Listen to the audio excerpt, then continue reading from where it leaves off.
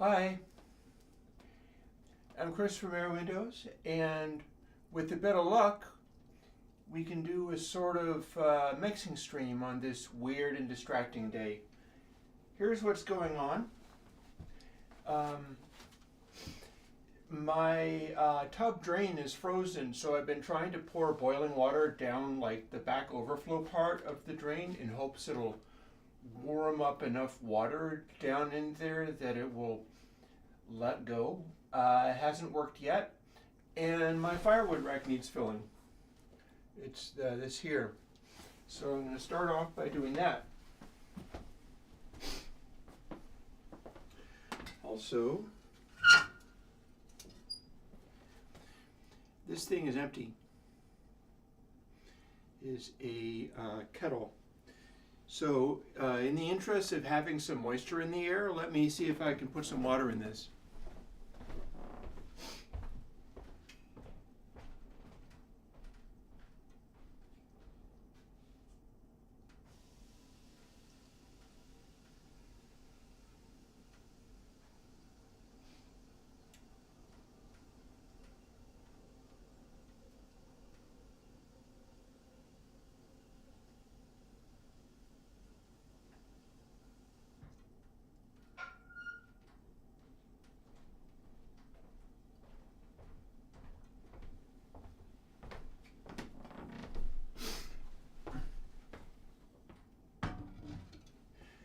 Go. So there is that kettle put back on the top of the stove, and now I've got to put on the first load of firewood that I brought, so let me go and do that. And I see Alex is here and asking whether I break wood. I buy it like cut and debarked and actually kiln dried. I just have to carry it all. So the noise that you were hearing wasn't me breaking wood right at the beginning, so much as me throwing wood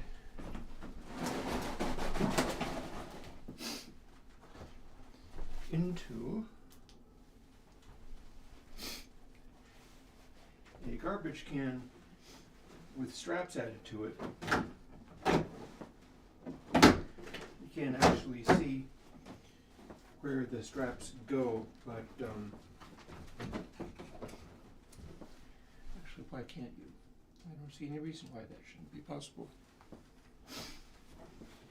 Here's where the strap goes into what used to be a handle,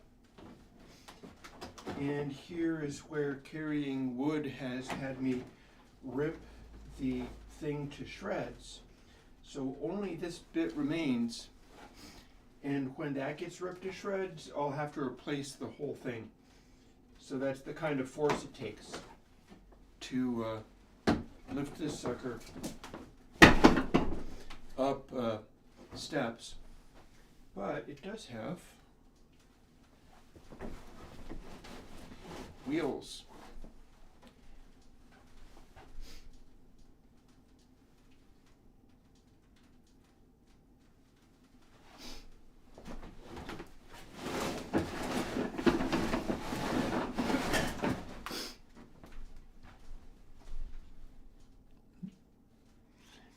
I see a Ben Hunter. Hi, Ben.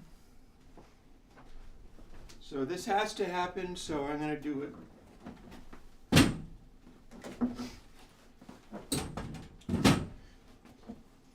When I am loading it into this trash barrel, I can often take it off of a stack of firewood and like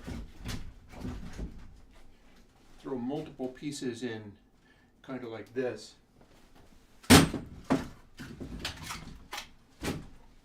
Fitting in here. Sometimes less easy if they don't want to just a giant loose sloppy pile. Oh, by the way,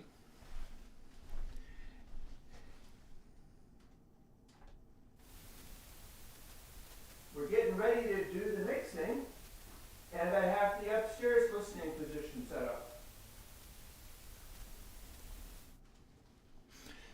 Probably could do with leaving that on for like times like this, so let's do that. I just have to remember to straighten this out, but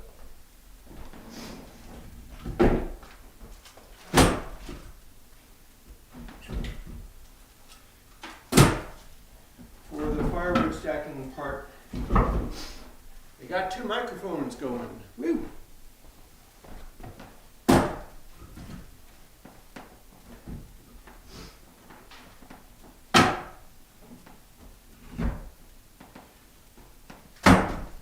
It's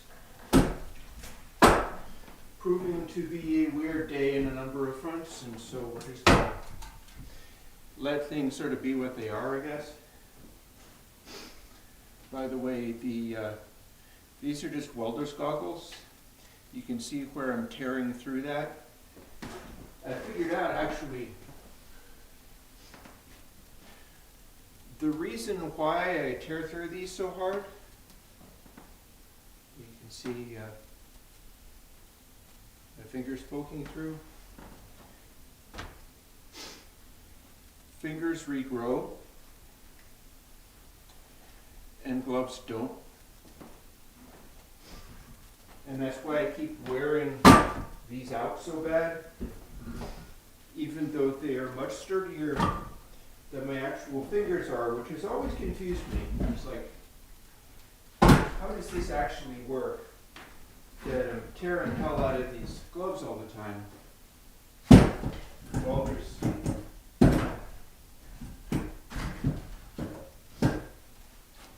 oven mitts. And that would be it. It's not that my fingers are any sturdier than like something like this, but these don't heal. So you wear right through them, and that's pretty much all she wrote. They can't get better. Sort of a life metaphor, that.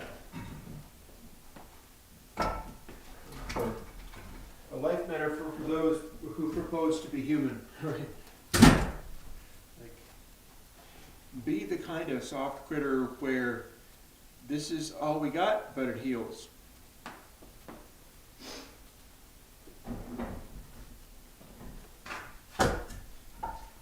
By the way, if you look, you can also see that over the firewood thing is where I'm keeping tambourines. I think I actually used that one on the track that I mixed just after ConsoleX came out. And I've been having ideas around what to do in 2025. I brought one of my little idea notebooks out so you can see it, which is going to happen momentarily. And by momentarily, I mean when I'm done with this, right?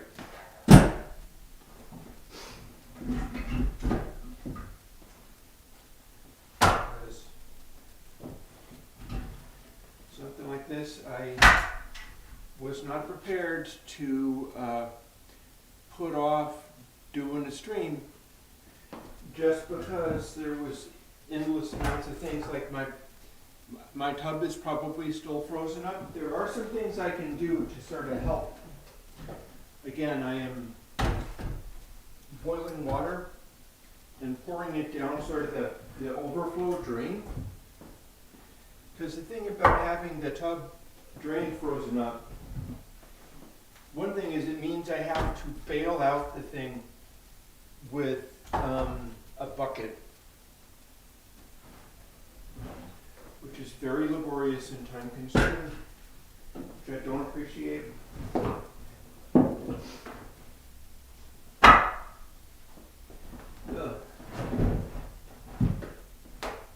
Although it does make it possible, like I can grab a shower and do a stream even on a day when my place is frozen up in that way.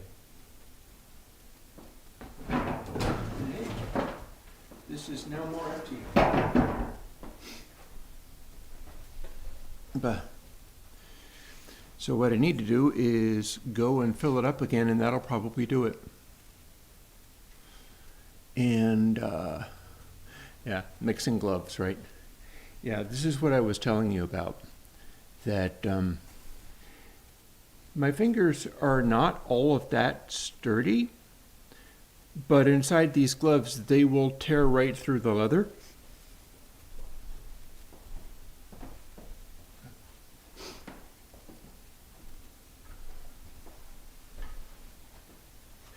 And this is the one where I have to handle firewood.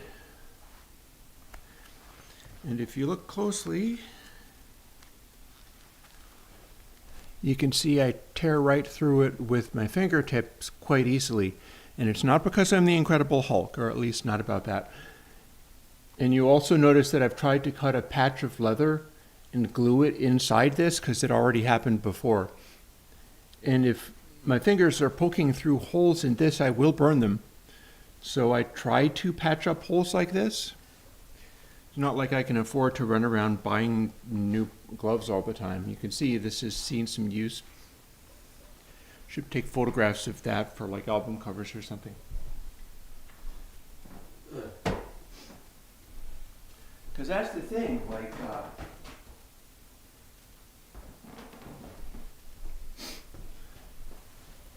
I have been seeing a lot of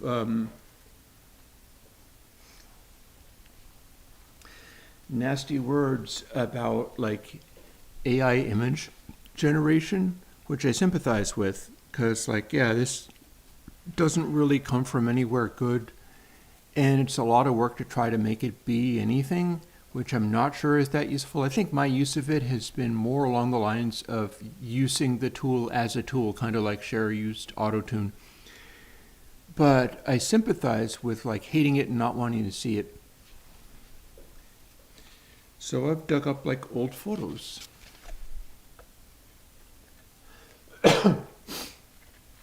This is an old photograph that I took.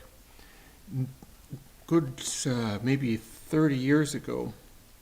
Maybe not 30 years ago. They do end up looking kind of like they were taken 30 years ago. So what I need to do is work out how I can either scan or just take pictures of these, or indeed paint on them and use these as my artwork, because this is photography, which is its own, its own thing. And I had a sense for what could be cool looking imagery. If I remember correctly, I've used this for the cover of something once. So it behooves me to give it a try and see if I can get the old photos back in the day when I was taking pictures of stuff. Like this didn't entirely come out, but it's over some water, and there's like electric transmission towers way in the distance. So if I can scan or take pictures of these photos, I can work with those, and then I don't have to mess around being like, oh, I don't have time to art, nor has my energy really gone towards visual arting. And so therefore I must use AI for things. It's like, no, the AI that I did was not necessarily better than like a photographic image like this, which is under a bridge. Or baby Chris lying on railroad tracks. You probably can't see it too clearly. It's not like it's going to be in focus. But that is me a good 30 years or so ago. Running around doing things like taking pictures of trains and what have you. So I should be using these. I fully intend to use these. They're mine.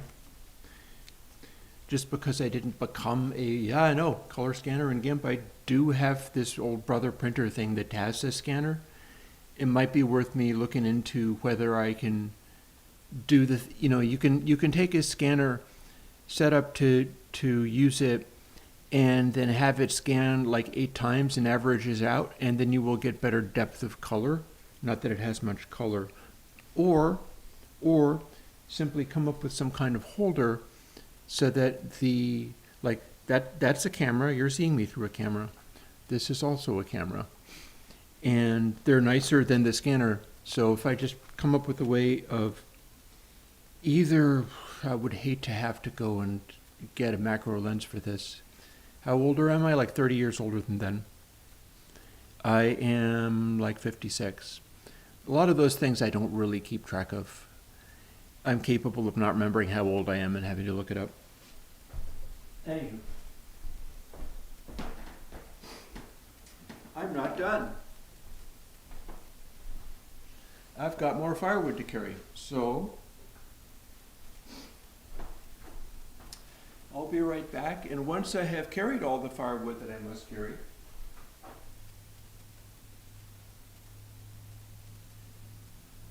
we'll throw another log on that very fire and continue. Oh yeah, no, it's true, I'm 56. I'm an old man. I'm not going to live forever, but for now I still have enough energy in me to go and throw some more logs in the carrier.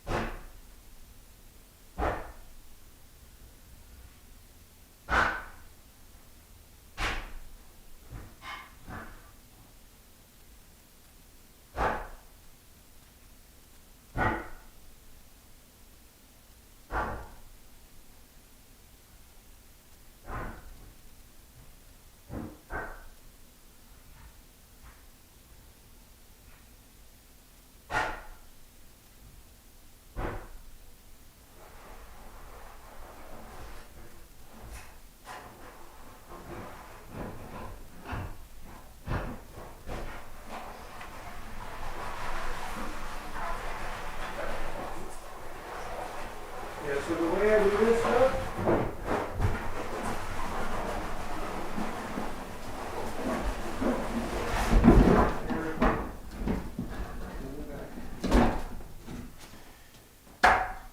I do this stuff, is packing things.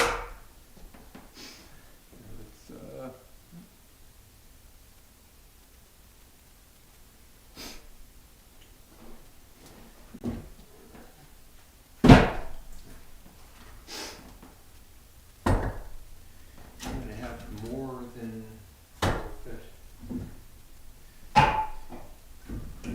the way I do this is bring wood from outside using the same thing.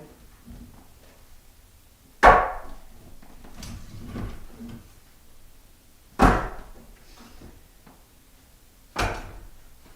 putting it in various different firewood racks. So the one I'm pulling from is the one where it's been sitting inside for the longest.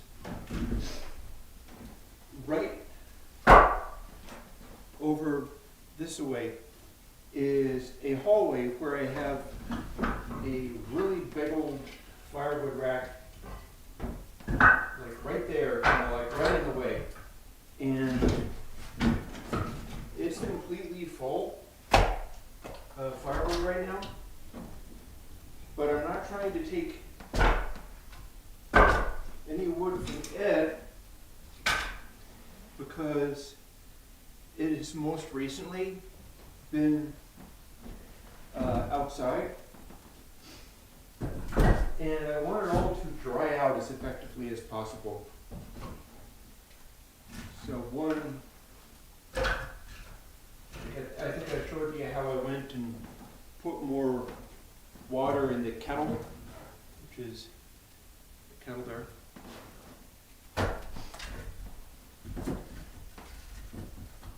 And drying out the firewood this way is actually another way where the air doesn't end up being excruciatingly dry. The wood stove, that'll dry stuff out. The wood stove will dry your air out for you. But then if wood is hanging around in that environment for long enough, it'll burn very efficiently.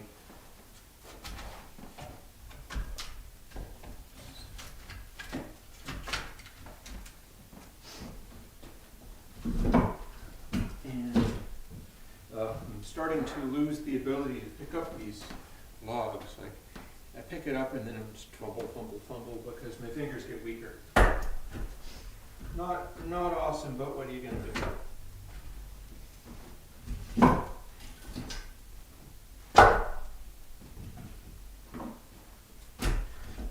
This is what I'm doing all winter, and why I've sometimes whined a little bit about how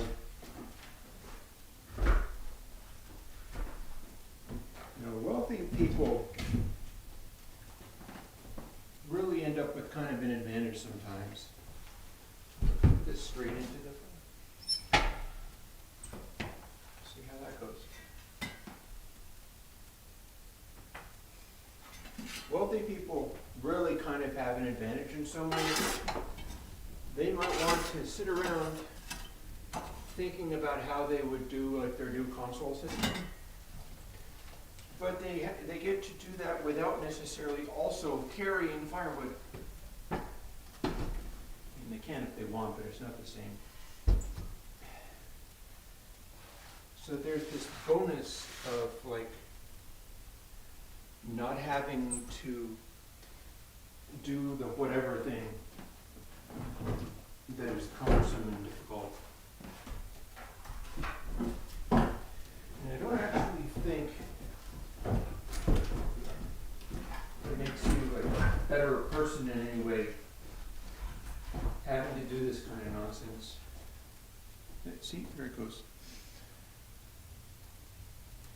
It's just part of the reality. One way of being in a human reality is getting stuck with stuff like that. If you are in some kind of context where you're like Thoreau in a cabin or something, you can be very close to the reality of your situation. And that's interesting in its own right. Again, I don't feel that kind of stuff makes you be a better person.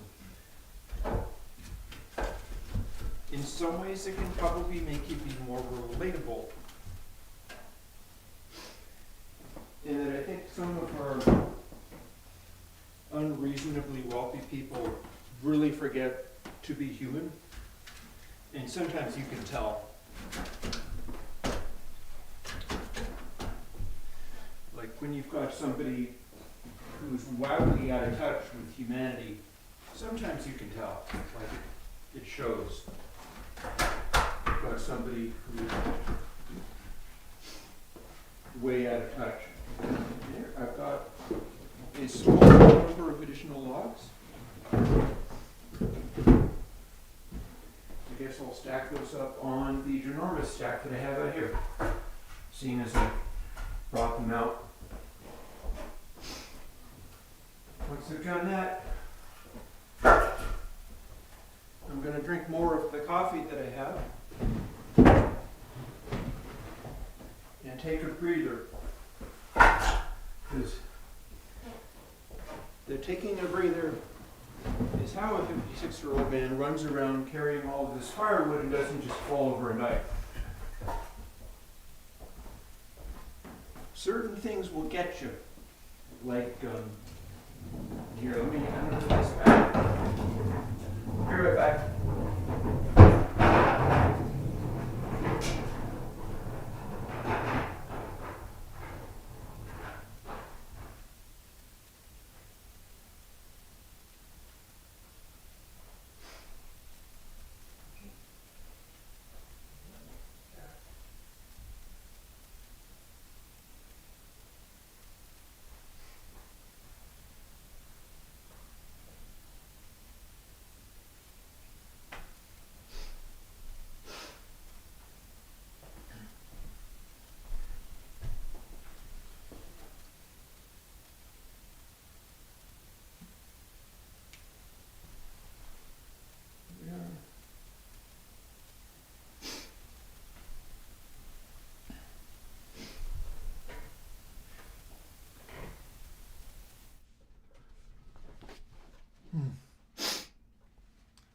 God, I need to sneeze and I can't.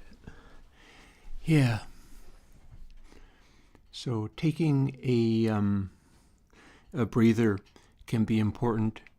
Stuff can get you. Like one of the things that you have to be careful about as you get older and it stops being as safe to just beat yourself into the ground is if you have snow shoveling. You got to be a little bit careful about something like that.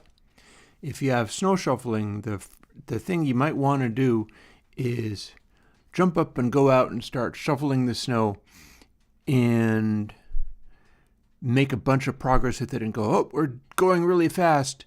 But that is, like, you can avoid getting really cold by snow shoveling really hard, but that can be real strenuous.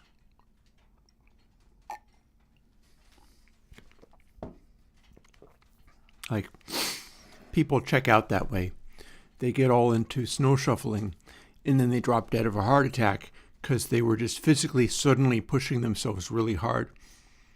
So I have this habit of like excessive laziness of when stuff like that happens, I got to run out and do a bunch of snow shoveling or whatever. I'll do it in little goes, and I'll come in and I'll sit right where I'm sitting now and derp around on the internet doing something.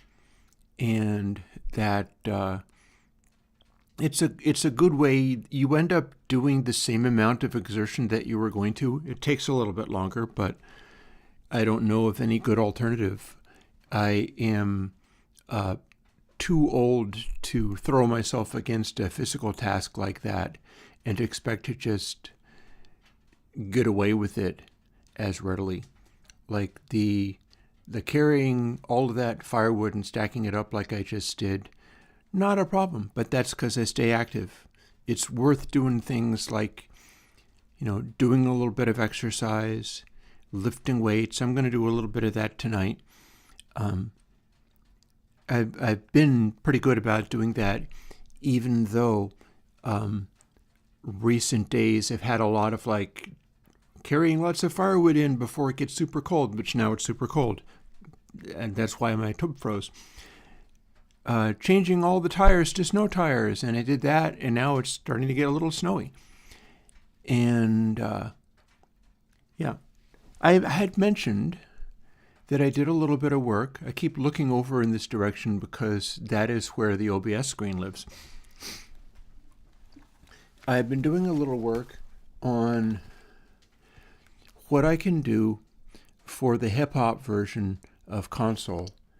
And even though there was all of the firewood carrying and tire changing and stuff that I did, I feel like, and also yesterday I got caught up in other things, like as bad or worse as if I jumped into a whole Minecraft thing, which is still possible. I could still do that. This is January. This is a good month for getting caught up and stuff like that. I did make some breakthroughs in comprehending what I'm going to need to know to do something like that. And I'm going to have a peek at the, oh, for heaven's sake, why does the interface, look at what this thing has done. Chat now says goal. What's that supposed to mean? I guess we're going to find out together, huh? Let's find out together. If I click on this goal button, which I've never seen before, that has a plus on it, what is it going to tell me? No, don't. No. What do I have to do to make this go away? I don't know. I think I am stuck seeing that now. That has been added to my interface and I don't get to make it go away. What it is for is having me bother you and demand money. No, that's not happening. We're not going there. Look at this nonsense. Look at what they're asking me to do. And look at the demands that they have for people. I could set up demands where it's like, hi, I only love you if you throw large amounts. No, we're not doing that. No. there's a question mark. I wonder if there is an answer to, can I make this go away? Probably not. Oh well, I'm stuck looking at this now. I was just wanting to read what chat was saying rather than that nonsense. Wood-powered studio. Antrave tears apart pianos. That sounds cool, although a little scary. Pianos are under a lot of tension, so that could be alarming.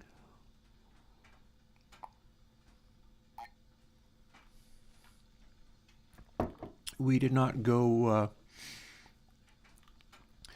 that far. And yeah, Alex observes the place is very large for the small stove that I have. Well, kinda. See, that's the small stove, but it's actually very efficient. It's a pretty modern one.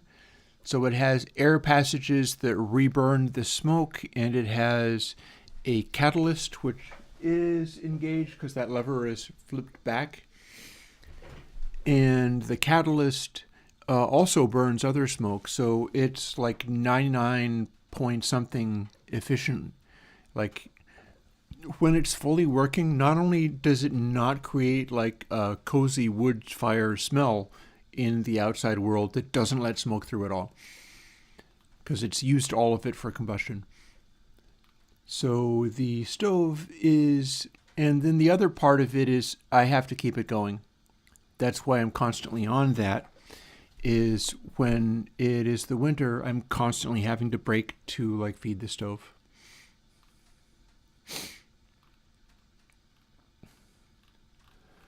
And we do have a bit of a AI argument, and that is fair. However, so the fan is in fact moving because the fan is a little thermocouple. The flat part on the bottom of it is right against the surface of the stove, and then it goes upwards into this thermocouple. This is why I love having camera stuff. Flat part down here presses against the surface of the stove, which is very, very hot. Up here is a heat sink, and the fan actually pulls air through the heat sink. And the fan also circulates air around the mirrors that I have back here, which are reflecting heat as well as light. But so the fan has no batteries. It runs on a thermocouple, which is taking the difference between the part flattened against the top of the stove and the part that's being cooled as well as it can by air. And so that's the way that works.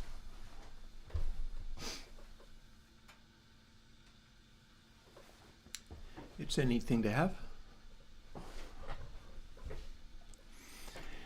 And yeah, it is not a Stirling engine, which is spelled Stirling, but that's not one.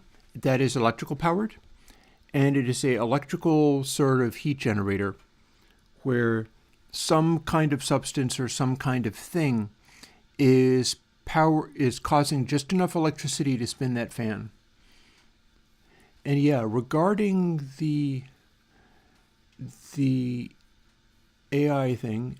Oh, also, Alex, as far as the stove is concerned, that is actually lined with soapstone.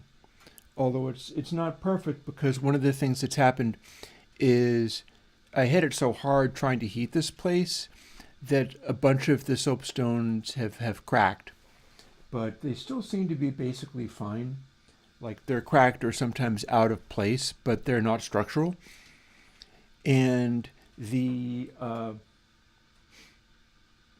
soapstone will hold heat. So it does a decent job, even though it's a steel stove, because the inside panels are all lined with stone. Makes it quite heavy.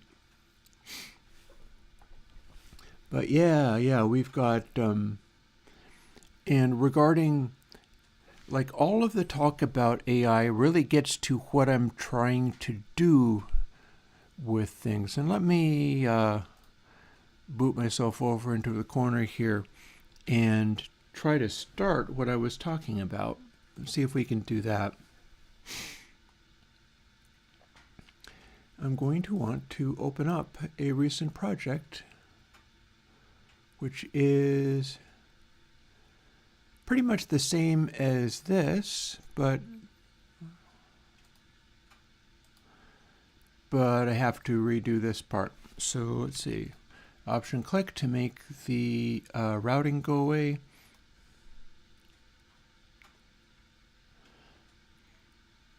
We're going to do the SWB output, and we're going to do the Ryan digital output. See, I've got both of those on there. We're going to run, see, show action list. We're going to run Airwindows. And having run that, now all of the settings here will be governed by either the black fader, or if we're talking about the bus plugin, that responds to its own fader.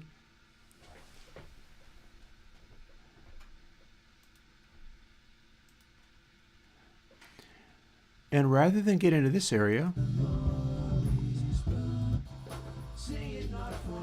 because we did a mix of that, this is not that. This was saved under a different name, and I can hit save on it anytime I want, because I wanted to jump into this section.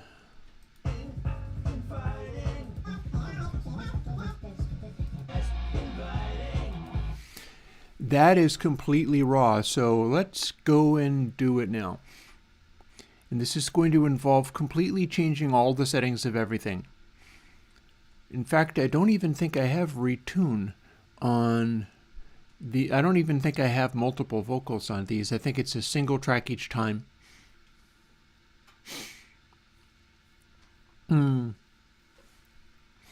Travis mentions using reverbs and having reverbs causing aliasing. You know, reverbs should be able to just be so dark that you don't get any. There's very little reason for a reverb to be carrying audio so high in frequency that it would cause aliasing. Like, it shouldn't even get there in the first place. We'll see about that. I've got in this mix here, I've got my various settings, like the sends that I'm using for this are a 240 plate, a 140 plate, a tape delay, which I'm not actually using for anything, I don't think, although maybe I could in this one, and flutter. Ooh, interesting. A guy that I know and have met, Terry Manning, who was the engineer for ZZ Top and Led Zeppelin 3, did a photographic exhibition at one point. That's where I met him, is I went and I saw that, because he really cares about that, whereas his fame and to whatever extent fortune, he was a studio runner for quite some time. He ran Compass Point Studios in Nassau. His joy was in the photography, and he got a bunch of amazing photography. And one of the things that he did was he went to Cuba to photograph things there. He was, of course, photographing the beautiful cars and things like that. So here we are with Come to This. And this is going to be similar to the previous one, with the exception that I'll be selecting like a section like this. And we'll be assembling a rather... you can see how big these are, right? But this section originally was just a little brief bit. I'm going to extend it a little bit, but this section has both verses. in this section,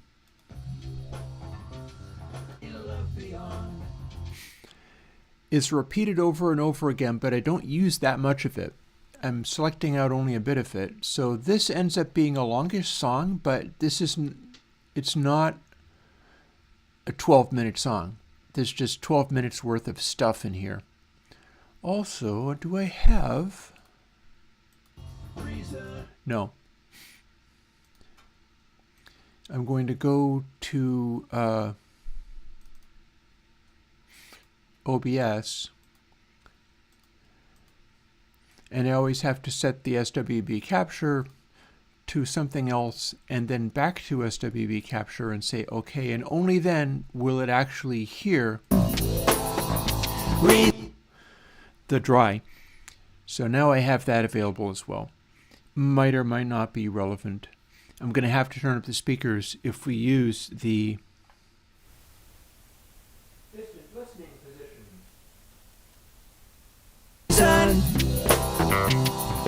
Please do. Because it's a lot quieter. But being in here will be satisfactory.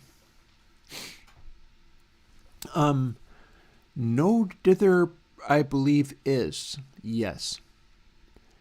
I don't think I had anything on, like that was very much a tested out kind of thing, and all of my dithers started out as 24-bit dithers and would be like CD version or whatever if it was 16-bit.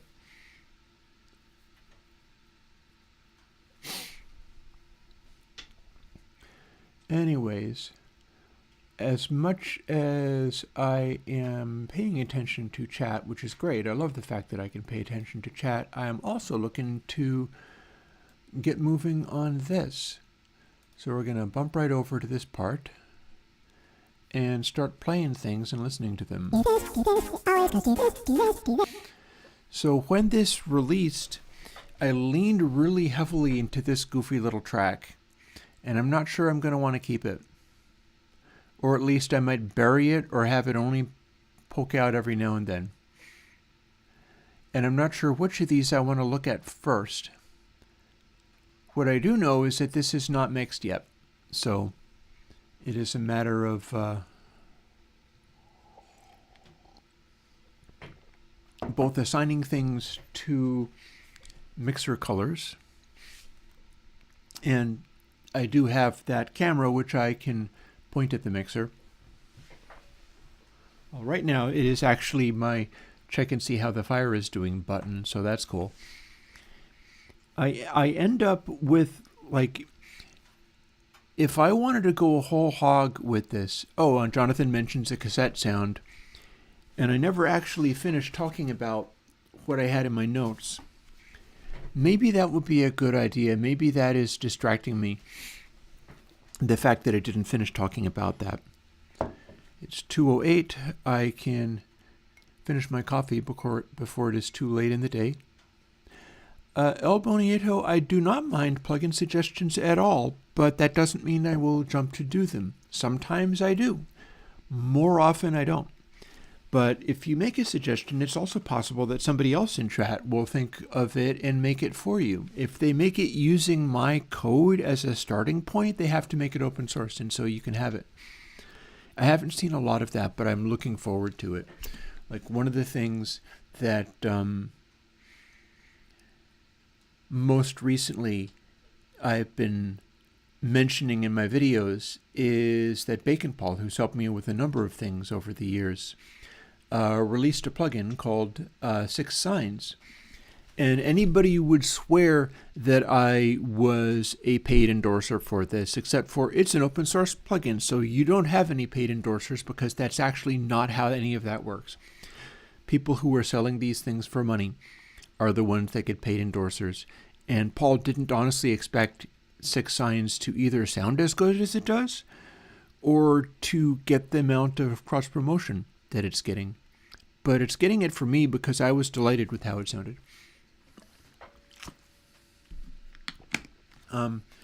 Arctan, funnily enough, no. Funnily enough, I haven't done much with it, and that's weird because it's a really popular distortion algorithm. but I've always leaned towards variations in sign. So yeah, I am happy having the fireplace as well, because in using it, and I'm happy it's a clean one. It's a recent one, so it reburns all of its own smoke an awful lot, and so it's not as polluty as various forms of heating could be. Electric would probably be better, like hydro and electric would be the best of all. But it is at least, it's got all of its little, catalysts, and it burns its own smoke and so on. I see other comments. I think it's possible that older wood stoves will become illegal here in Vermont because there were incentives for getting ones that measure really high, much like I was able to replace a water heater with a heat pump one, and I kind of went whole hog and got a really good one. But that's the thing. I am always aware of the fact that I am a poor person in a small town that doesn't really have a bad side of town because it's too small, but I'm fairly close to sketchier areas. So if you get a really good water heater, nobody's going to ever bust in and steal that. And all of my instruments, one of the reasons I want so badly to make so many virtual instruments, and why I'm excited about Six Signs, which is an amazing virtual instrument, is if for some reason things go terribly wrong and I lose all of my stuff, like this, I did not remember to turn on the blinking lights, and I do enjoy having those, so we're going to fire that off and have that blinking away. It makes it prettier for the viewer, but if somebody busted and stole that, they'd just have to, they wouldn't have the lid for it, and it does have a lid. That is the transportable case. But you could romp in and run off with that, and I wouldn't be able to do a thing about it. But you can't take away the equivalent in VCV rack patches or my plugins, because I can just re-download my plugins. And I consider that really important. There's a lot of people out there who, aren't safe. And my ability to give people like that stuff that will inspire them is super important to me. I also see that they're continuing to get questions. I'm quite happy to just spend the entire day on questions. If I can do mixing in addition to that, I will. Early 80s style delay, but, I am not entirely sure of that. I suppose it would be possible to, let me see if I can, what do we got here that I can use? That's out of tune. So here's a bass guitar sound. It's kind of limited, but if I make it repeat, we can make it play.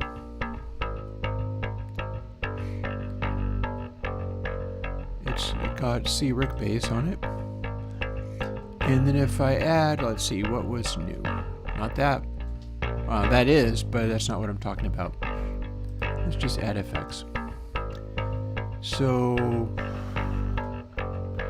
most recent D-Res maybe it was?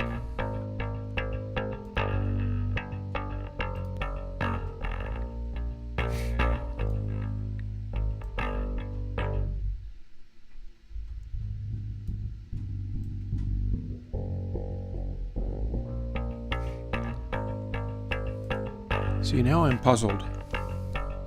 I know I had something.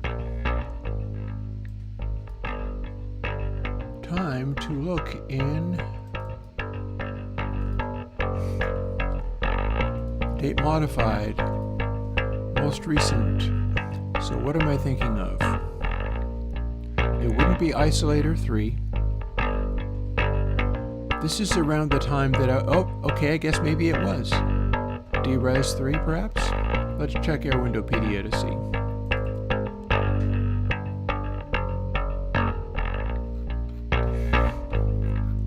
If I do, then I might be able to give you a suggestion. Let's see whether this is in fact what I'm thinking of. Dark noise. Dres2, Dres3. So Dres3 is in fact the one that is doing the Bezier curves. And that's what I'm thinking might be where you'd go for the delay. You'd put that on the return of the delay if you were looking to make it do the thing. So let's put it back. Or maybe this isn't the place I'd want to use it. What else can we do? Do we have drums? Well, not right there, we don't. How about here?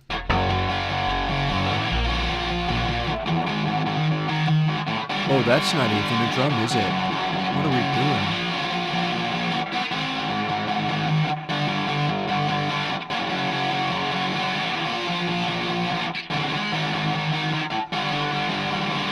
Wild. Okay, that's absolutely not drums. That's my guitar tracks. Do I have a recorded drum kit on this one, or is the whole thing... Well, as long as we're fooling around, I've got it on something. So there is drums, and if I throw Dres3 onto that,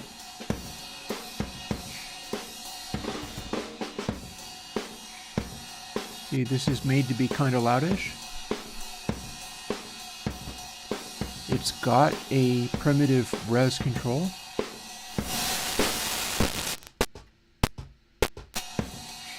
This is part of what I was thinking about when I was talking about my notes. I need to make a hip-hop version of console where this is much more directed towards just reinventing sounds. And that's very likely to include bit crushing, but I need to be able to do a bit crushing that can go in two different directions. And one of them is beating stuff so that you have a very low bit and it's causing it to do this, or the non-adjusted bit crushing where it just makes everything become overwhelmingly loud, like a compression. But this is the thing I was going to bring to your attention, asking for an AMS 1580 Eventide early 80s delay. Early 80s delay might not be as full of a sample rate, and it might have artifacts. And when you use Dres3, you can apply artifacts.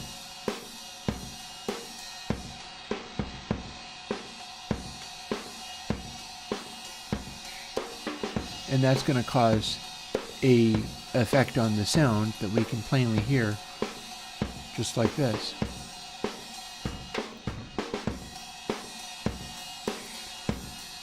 Like I can also move it in front of ConsoleX, which does not seem to have any adjustments to it yet. So this is before I mixed anything. We'll restart that. And now we've got Dres and console. Console is plugged in and turned on. So we might not have the fader doing anything more than this, but we have the whole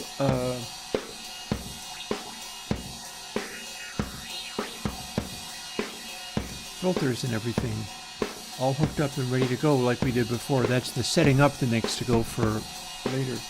And that means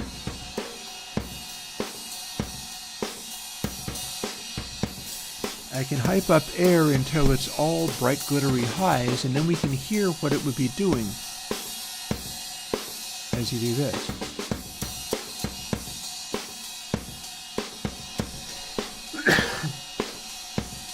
Excuse me.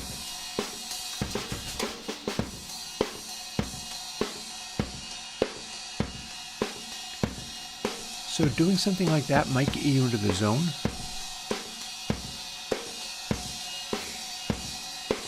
Of having an old digital processing sound that is not too exaggerated, but still doing something like that, compared to the raw track, which which is going to be a lot clearer.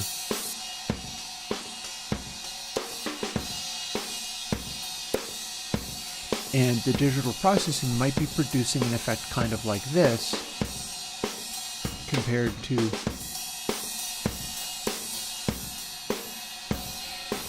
the more natural sound. It's not likely to be a big wild change, honestly. It's not likely to be all that different. Yeah. So this is me continuing to look at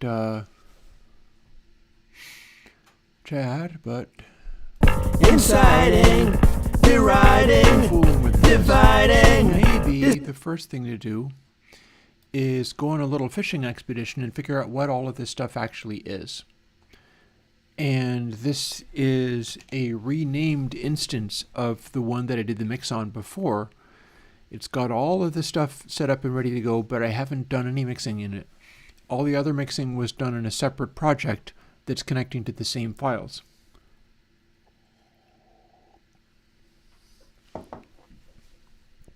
So let's start finding stuff. Inciting, deriding, dividing, deciding, deriding, divide. So that's a high vox and that's a low vox. No question about that. I do not think this is actually extra low vox. I think this is the crazy little voice. So that's horrible, but what I did was I slowed down the entire mix in Reaper using the ratio control up in the top, up here. You'll notice that we have a monitor FX thing here, and that's doing Airwindows. That's running the faders for me and assigning them to what they're supposed to be assigned to. But right under that area, this is what the rate is. And so if you slow it way down, always comes to this, to this, to this. It always comes to this, to this, to this. It always comes to this, to this, to this. It always comes to this, to. I think that chipmunk thing is actually exactly half speed. I think it's recording as 96K. I'm not entirely sure what Reaper does in these circumstances. But one thing that I am pretty sure of is that we've got a sound in here. And I'm not sure which one it is, so we're going to turn on all of this stuff and see whether anything gives me a hint. Always comes to this, to this, to this. It always comes to this, to this, to this. It always comes to this, to this, to this. It always comes to this, to this, to this. It always comes to this, to this, to this. It always comes to this, to this, to this. It always comes to this, to this, to this. It always comes to this, to this, to this. It always comes to this, to that. Wow, I have even more vocals on there. I don't think any of them are nice, but that one's clearly not as slowed. And I'm trying to find what the guide track was for this. Could it be down here? No. No, it clearly is not. Or maybe it's one of these and I'm simply not using it as such. Let's start turning stuff on. That's a guitar, clearly.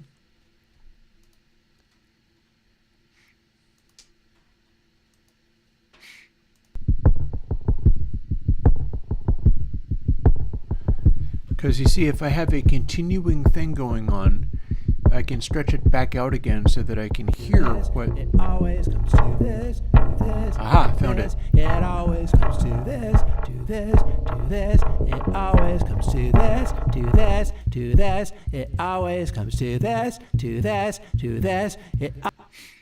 So what I had was something that's running on a different clock, and I set it up for this section specifically to do this with. And it was initially on the other track. I've selected a thing. Gotta be careful, it'll start modifying stuff. On the other track,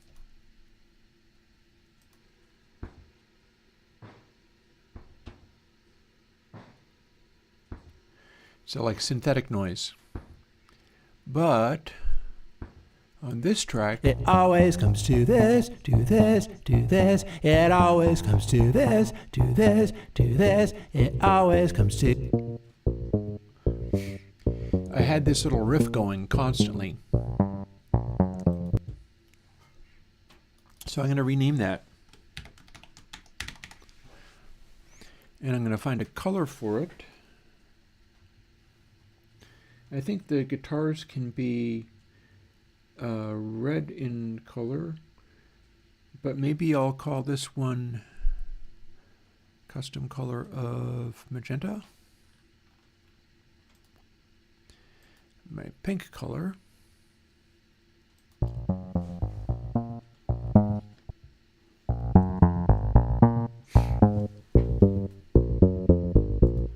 And so this track is constructed around this funny riff. And at 0.5, you can tell that what I did was I did this. In fact, let's also color code this and then go and meddle with it.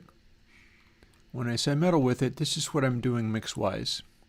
I don't want this to be so heavily based on the dumb little voices anymore.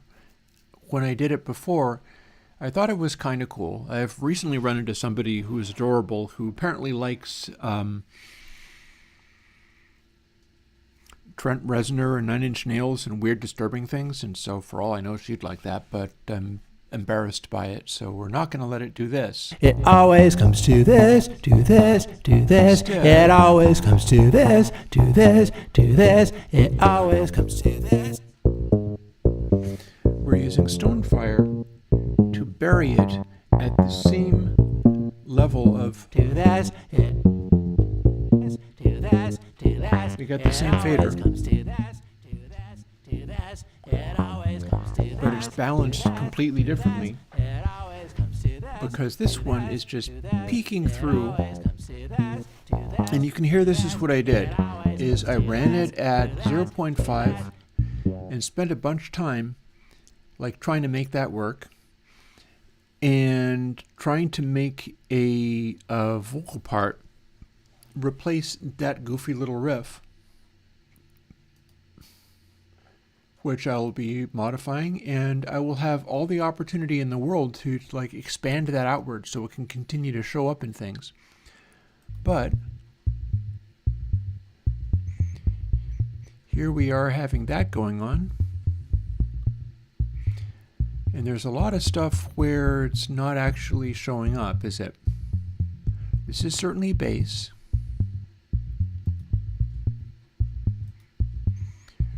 Lead does not exist in this one, which technically means I could put it in something, but in this one, lead is not a thing, but this is something. This, to this, to this, that always comes to this. So that is, we're going to call XLVox MadVox.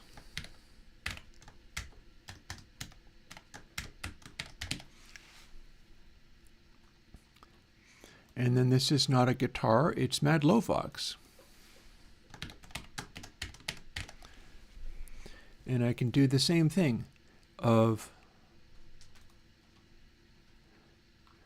assign it to this magenta and go into ConsoleX channel, where if I have this selected, I get to control these things independently.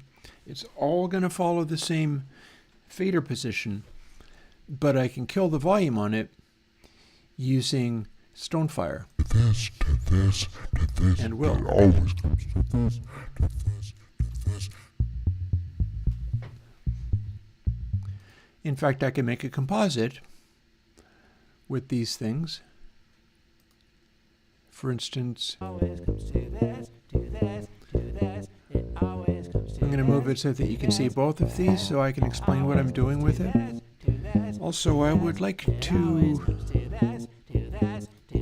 mute the instances of retune because this is not actually being tuned. There's no retune content on this. I do have a deep S. And if I select this, and let's see, here's my high vox, here's my low vox, and you can still hear the riff going. I'm balancing it out.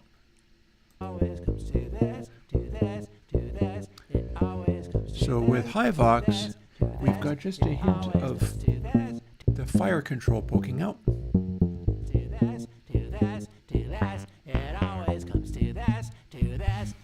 Whereas if we switch over to low vox,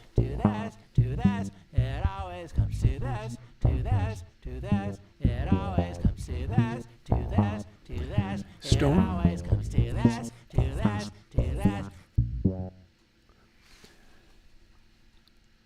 stone and air. So we have a composite sound.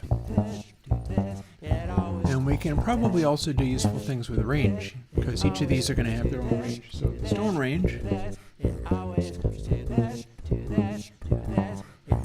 with that you can clearly hear it.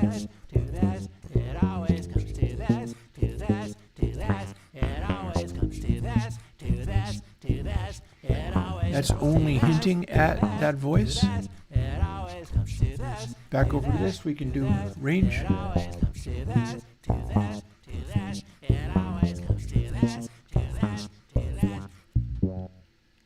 And we can turn that up so high that the chipmunky one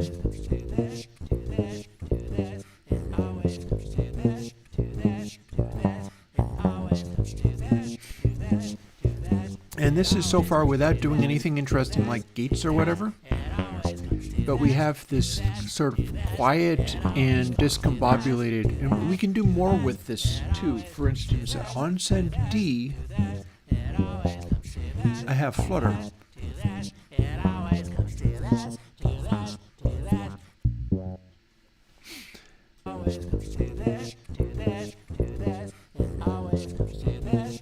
So if I throw a crap load of flutter on that, and then throw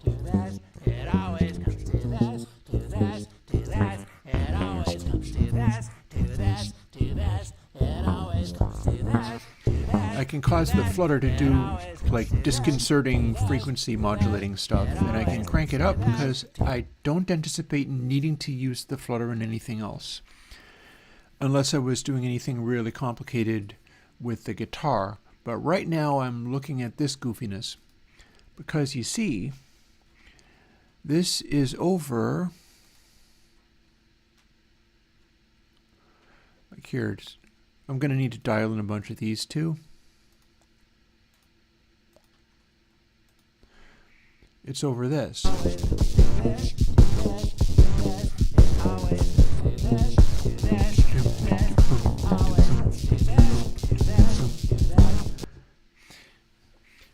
So our goofy little thing is riding around on these magenta colored tracks now.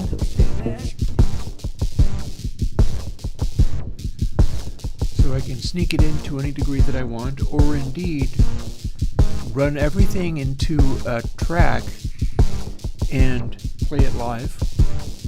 Do that. Do that. And of course the whole thing is actually at full speed. So it's actually like this.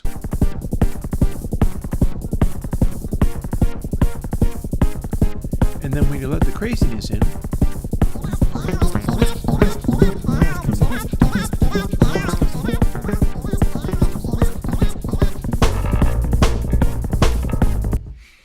so that's what we've got there, is just a bunch of excessive naughtiness with a strange little additional thing.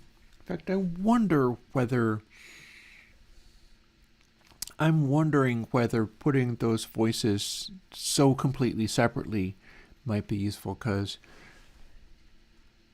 here's the thing, if I don't have those voices there,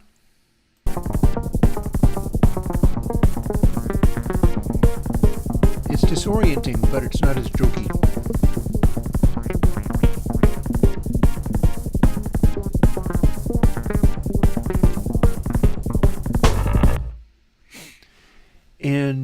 that riff was fairly tricky to come up with.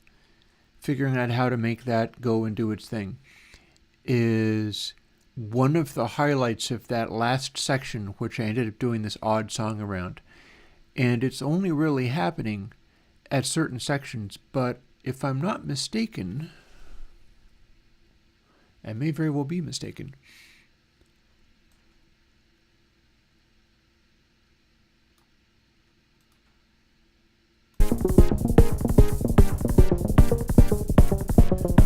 That riff is actually there throughout, and I could do more with it. And I can extend it by deleting this region and then widening the other region. Boop. To the extreme.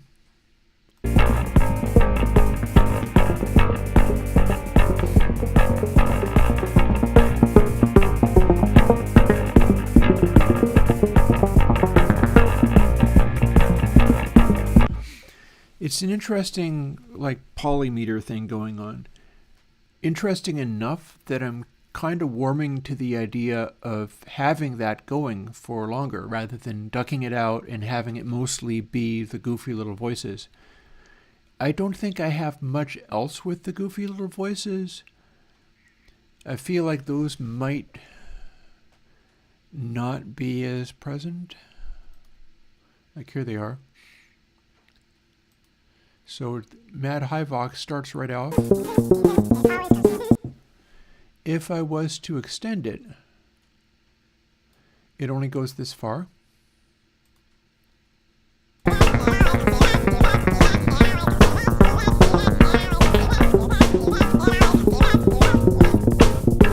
I ran out of breath and wasn't able to continue it. But I didn't want it to happen constantly. And then this one,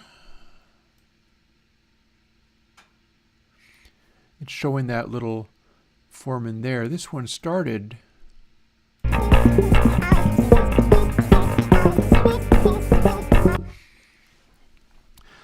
so it makes me wonder whether I can do something interesting, and I don't know if the answer is going to be yes. Somebody was asking me for a weird convolution idea, and that's much like what I would try to do here, except for I don't know if I can, seeing as I haven't programmed the plugin to do that yet. I'm not anywhere near a reference to dial in the sound. Honestly, here, let me bounce over from this to one of the things I said I was going to do that I haven't gotten to do yet. I said I was going to let you in on my notes. And as usual, I'm so busy running around doing stuff that I forgot to do that. So my notes start saying Airwindows major release cycle and talking about what I did with ConsoleX. And that was a lot of 2024.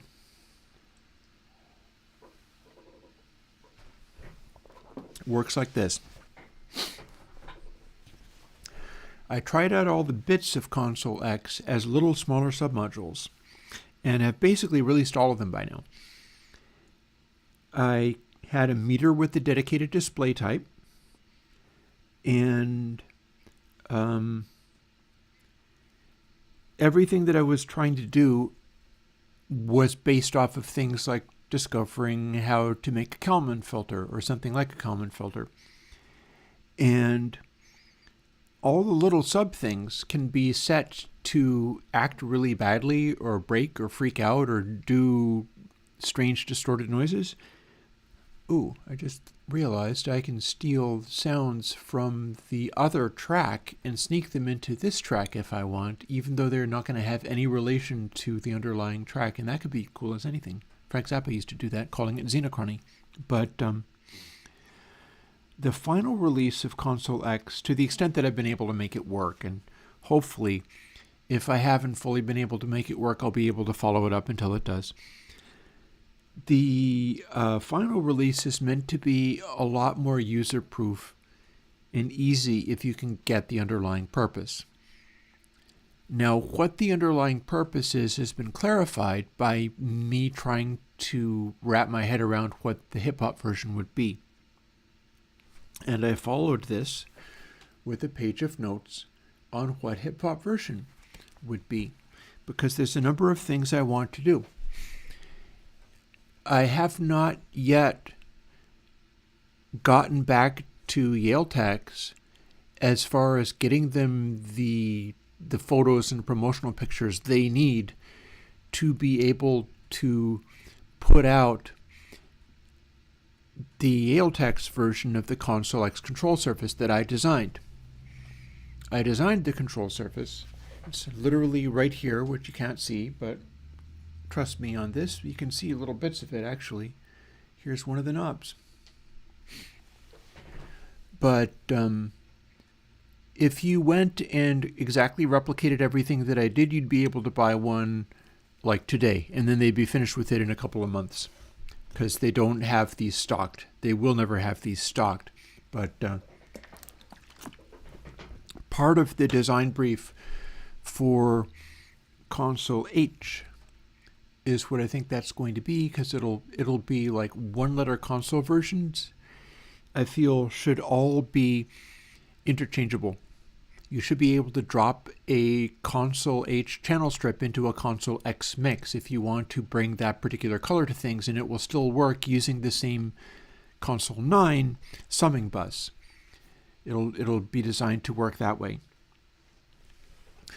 But it needs certain things. Like, first thing I thought of was where, you know what? I need to bring over the fireplace cam. Give me a second. That is still happily illustrating the stove, but we're going to move over now.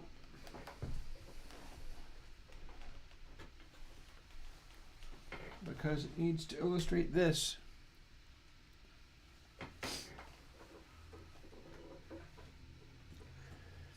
I'll try to make sure I don't trip over my cables, seeing as I have a elaborate camera cable thing hanging around.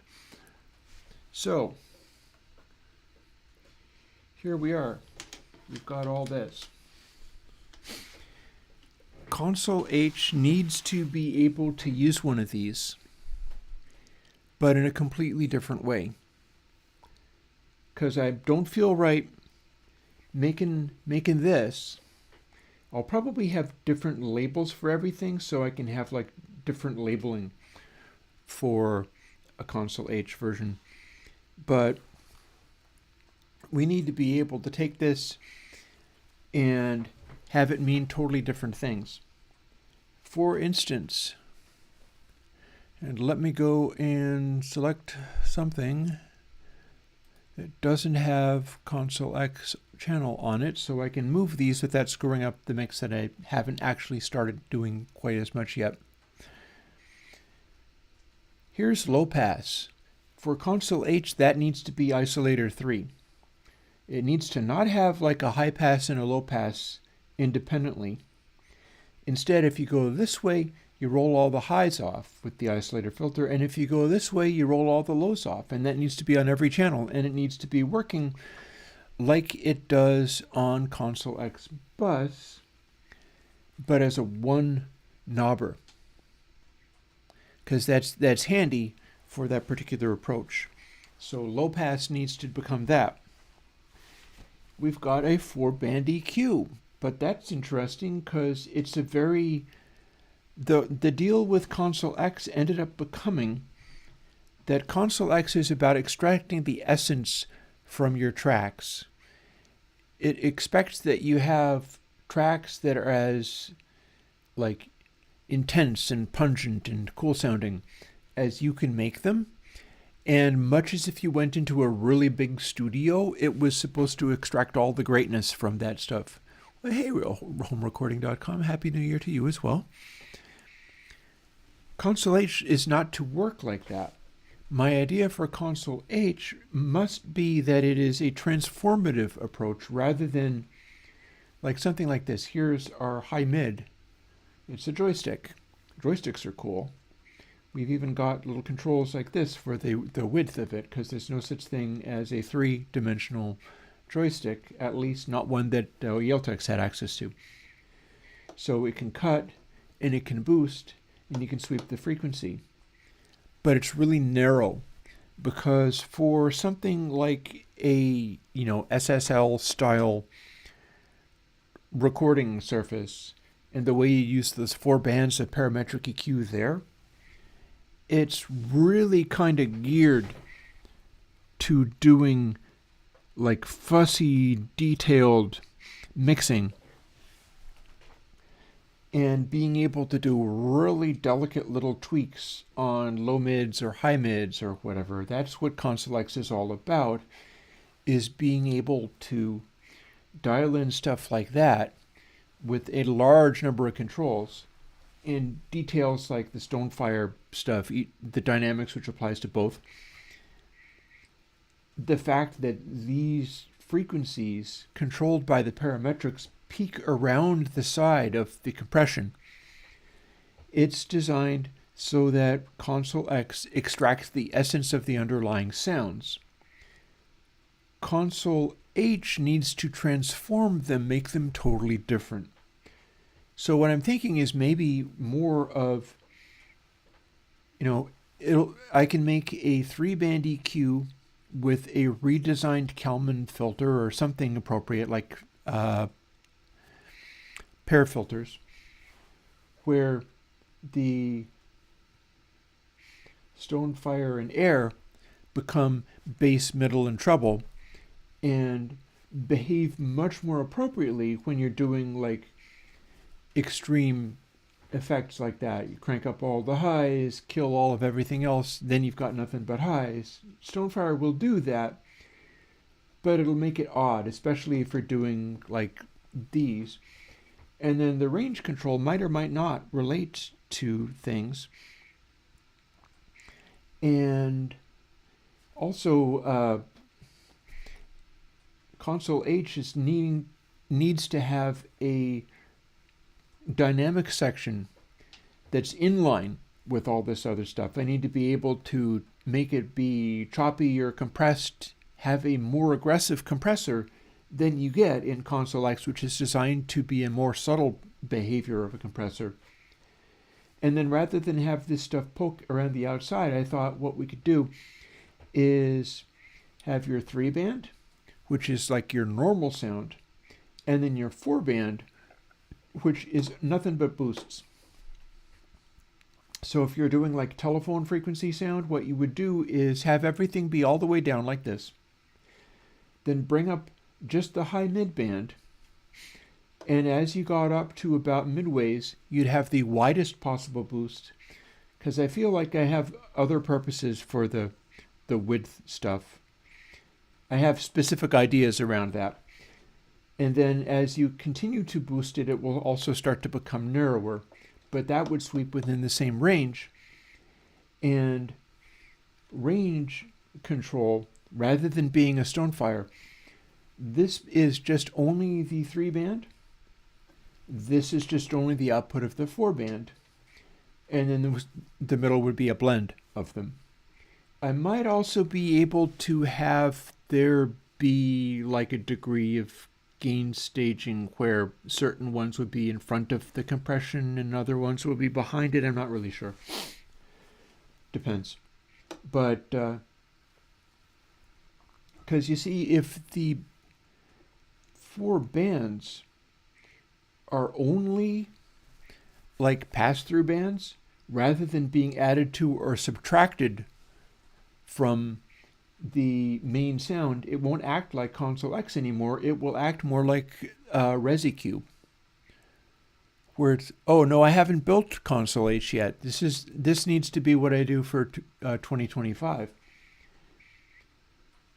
So it would be, if you cranked up this range control, it would be like EQ type control or something. Then you'd be able to build something out of just 4 bands of like frequency pass through, from silent to broadest setting to narrowest setting, and dial those tones in using the joysticks. How much you want to have stuff poke out, how much you want to have stuff peek through, maybe only just a little bit. and make this composite sound that's much more like ResiQ, because that can be very transformative. But it's not nearly as transformative as when these little knobs, these will be at middle settings normally. But then if you turn them all the way to the left, that becomes a DRes per band DRes. Turn it all the way counterclockwise for a DRes that gates like the one that you saw when I was showing what that was. And turn it all the way to the other direction for a DRes that blasts and rages and is 100% super loud. Much like if you did a DRes and then rather than having it be slightly offset so that silence meant it would get stuck and not put out a output, cranking it all the way clockwise means you would have it not offset so that going to 1 bit meant that the quietest sounds would become 100% full blast. Then, having decided what level of DRes you want each of these, which becomes either a gatey sound or a over-the-top low-bit compressed sound, you bring those in using the joysticks. So you're bringing a bass sound in on some kind of drum or bassy kind of thing. Use the DRes either to gate it or to make it rumble and roar and stuff. But then the filter is first, it's applying in 2 different places. It's applying before it hits the bit crushing, meaning it's going to manage the way that that bit crushes, and then it's also happening after, meaning that it's going to filter the bit crush.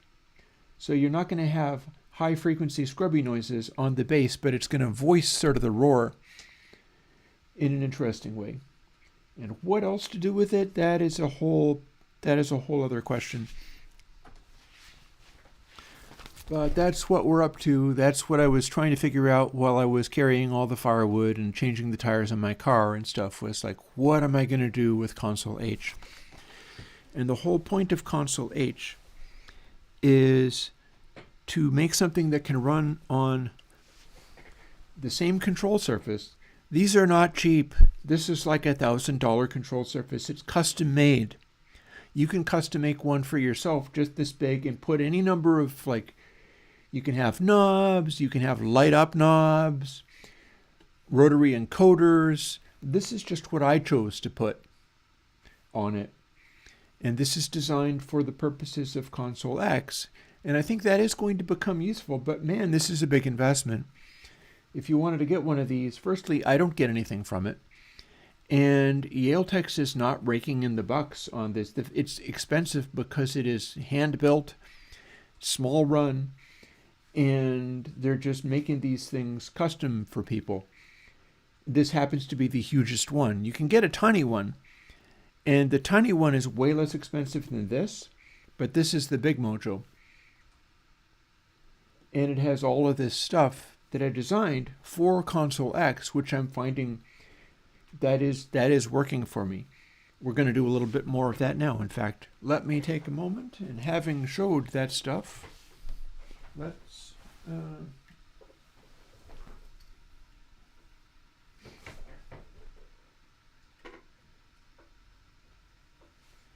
reposition this.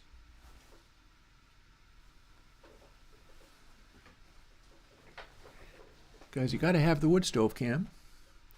And it's still hanging in there pretty good. That's a very large log in there, so that's going to hang out for a while.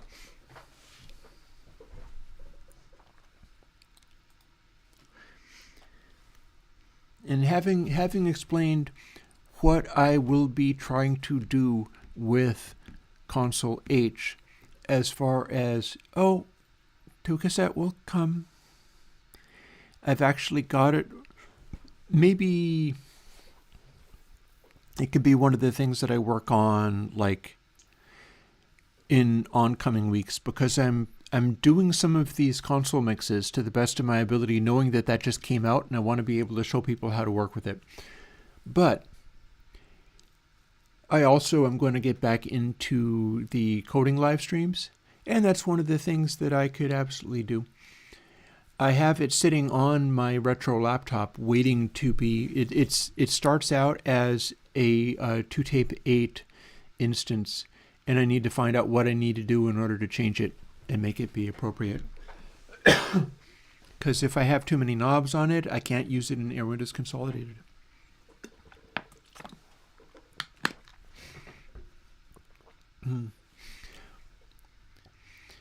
Alex is asking, do I have AUX on it? This is a MIDI controller. The control surface is a MIDI controller. It's not really a mixing desk at all. Let's jump back into this stuff. One of the things I have done here is gone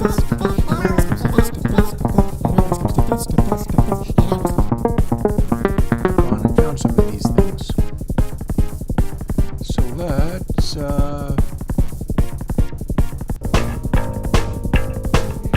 Fighting, inciting. I can probably color code those to color white because that puts them onto one of my faders.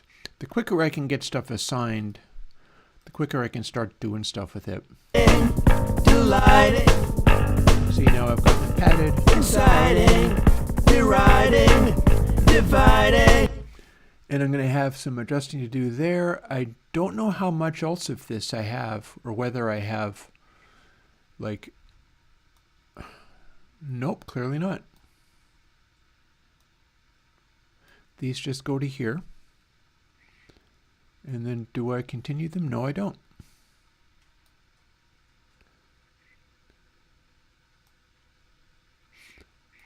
So this section is just that, tracked in 2 different places. And that's all I've got from those recordings.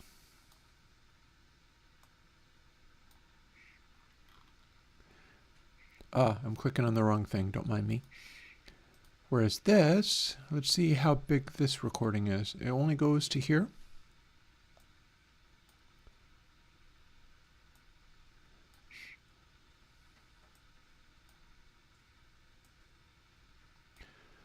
So I've trimmed in those little areas, but clearly I'm using all of the recordings I had. I'm color coding them to white so that they can be on the first fader on the console. And I'm gonna glance at chat a little bit because I see more conversation going on. I don't worry myself about phase of sound. A lot of analog equalizers and things do wild things with the phase of sound, and if you're doing reverberation or whatever, then forget it. Acoustics mess with the phase of sound. Certain things, if you're doing like psytrance, then you care, because all of your attacks have to line up perfectly. Psytrance is actually very far away from what I'm going to be trying to do musically in 2025.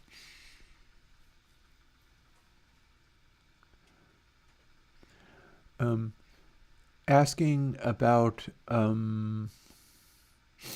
yeah, and Jonathan, 2Cassette is definitely going to be just revoiced for being kind of trashed. Some of this stuff might need to run on the same faders that I'm using for other things, but it's absolutely going to be more in the direction of, like, you start messing with bias, for instance, and as you push it too under-biased, you start getting crazy dropouts and it just melts down. Stuff like that. The dropouts are going to be inside the tape saturation section, meaning that the doubly will be affecting them. But yeah, there's going to be lots more trashiness in a 2Cassette. And it's very likely to be literally called that because people like that.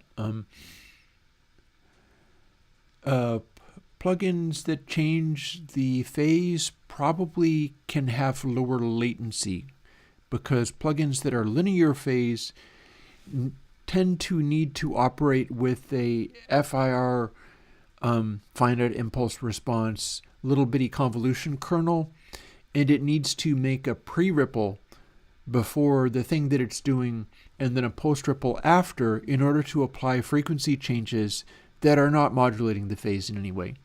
This is why I don't like or care for linear phase stuff. I'm typically not very happy with that. So I think that caught me up on chat. I'm trying to pay attention to chat as well as I can. And now I'm going to try to find out whether this is showing me anything. So let's start deleting all of this soloing. And we're going to go find things and assign them to faders. Here's the first. What can I do with this? This is assigned to drums. But it's my guitar. And I only have the one of them, so that doesn't make any sense. It's all very well and good, mind you, but oh, and look, I have lots more of it. Let's rethink this.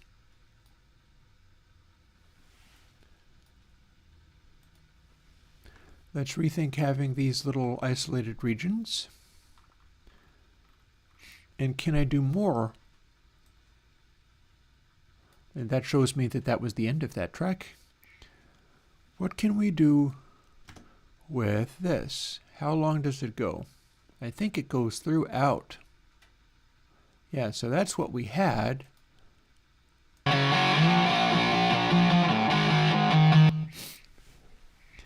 And if I want to chop it up again, all I need to do is, like, I think my instruction card here, I made an instruction card for Reaper, says click on something and then S splits items at the cursor. And that's actually what's happened here, is I have multiple sections, and so I can reconstruct that region like that. And now I have one big region. But if I have it selected like this, and then I hit S, I can split it and change the region sizes around. I want to go right back to where I have the full-on guitar track. And for that matter, I have no reason for that to sit here, so let's scoot it down. And now this track literally has a audio file on it, which is going to be in the center, or as close to the center as that got, and we're going to call that our guitar.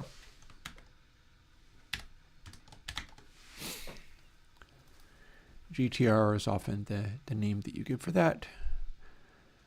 Weirdly, that is not showing quite the way I thought it would. So why is this happening? I've got it soloed. We don't have anything in these tracks. We don't need these sends. We don't have anything much going on here. The pan for the output is centered. This is 0 dB.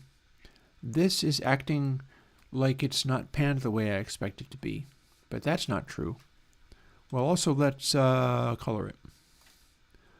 Guitars can be red in color, because that's what they sound like when they're that kind of thing. And now that I've ceased covering up my little controls here,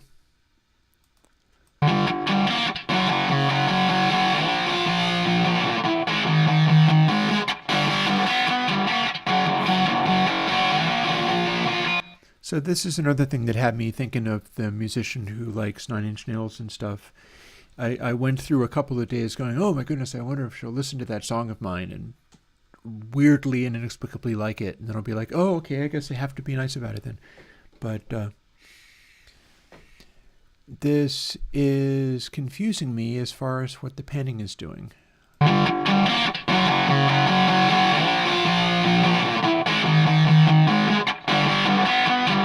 I guess that's centered. I think my position on the camera is not as centered as it might be. top dB. If you want 9-inch nails, pretend that it's louder.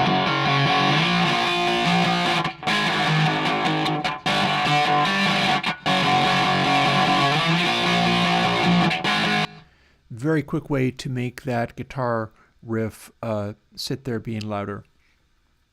Because I would like to have stuff in here that was acting like, I think I want to reinvent the sections of it. And this could be more than one day's worth of work, honestly. I keep glancing at chat just to see if anything is going on. Yep, you can look at any of my code, which does not necessarily mean that it's going to be easy to understand, mind you, but you can. So what can we do with this? Let's continue running with the that sort of 9-inch nail-y concept of making it be something odd. Because again,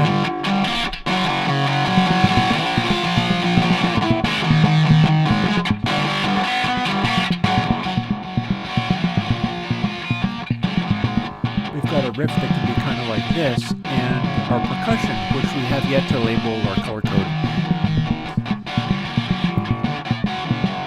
is going along with that guitar part. And then I've just muted the guitar a whole bunch, but I can build something out of it if I make it sound interesting and worth hearing. I also haven't enhanced that riff yet. This mad riff here needs mixing. It needs ConsoleX channel to do something more interesting with that. Hey, Ewan. You can absolutely continue to use interstage. I just happen to be doing many similar things with other techniques in ConsoleX. So let's play with this a little bit. If we only have the stone channel,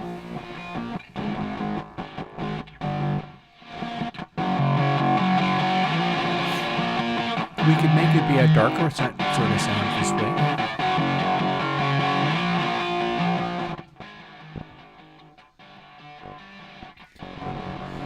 We don't have much options as far as making it actually be bassy.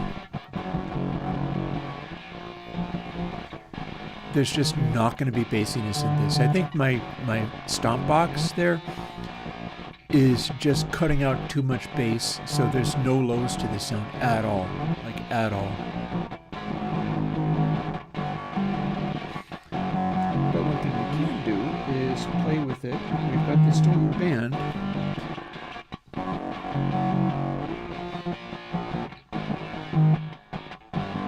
So what we can do is play with the gate threshold. Here's our gate.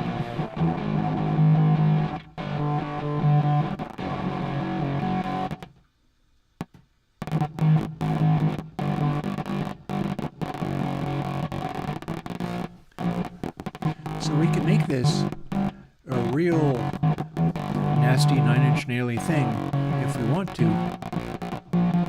by making this throw a bunch of weird artifacts and stuff in there.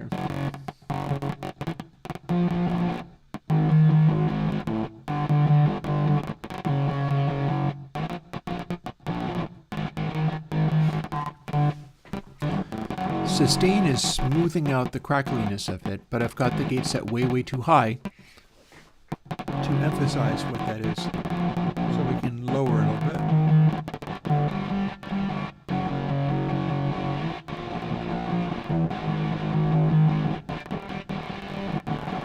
bit. Shortest possible sustain, shortest possible release on the gate section.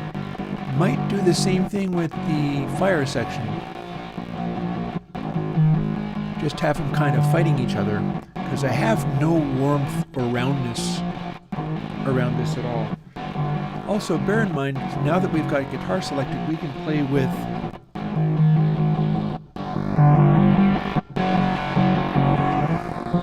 the same weird flutter, which is causing that to switch this over a little bit. Here's our flutter setting.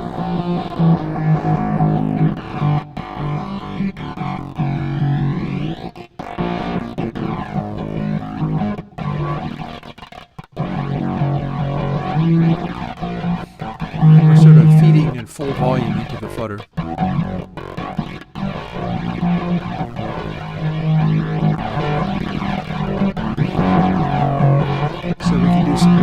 here.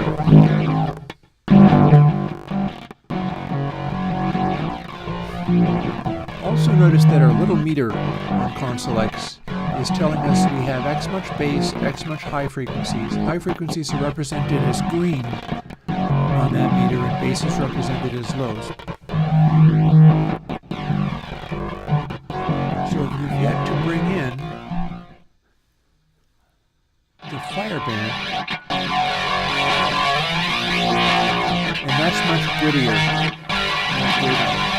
But same things apply. You can bring the gate.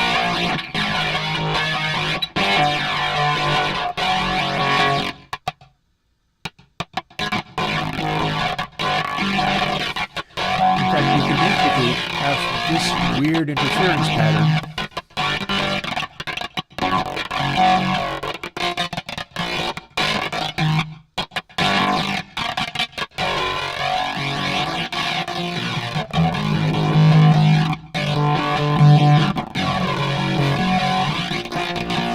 So that lets us do a really strange sound, basically. This is apparently me leaning into what the Console H is going to be all about.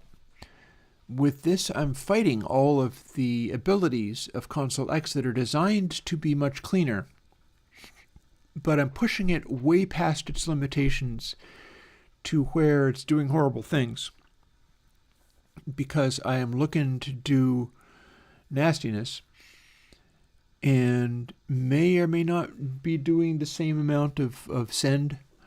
That send is a flutter, so it's making it be stereo wide.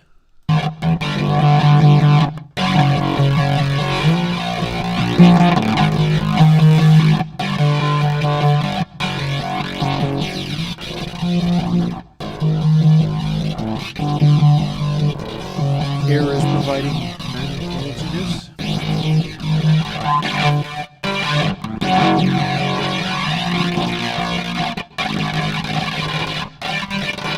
You've got a sustain, more sustain on stone. Is this? More sustain on fire. Is this?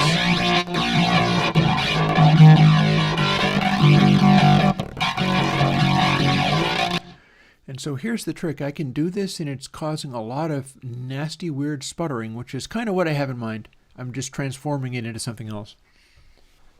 Also, give me a second. It is only 3:13 in the afternoon, but I feel like that's burning a little bit low at the moment. We'll get right back to things. And I want this pile of firewood now. Going to the other pile of firewood because the previous one had just loaded up. And I'm giving these piles of firewood maximum amount of time sitting around drying out before I start doing anything else. Sparks. Let's get a bigger piece of wood for that one. For instance, a piece of wood this size.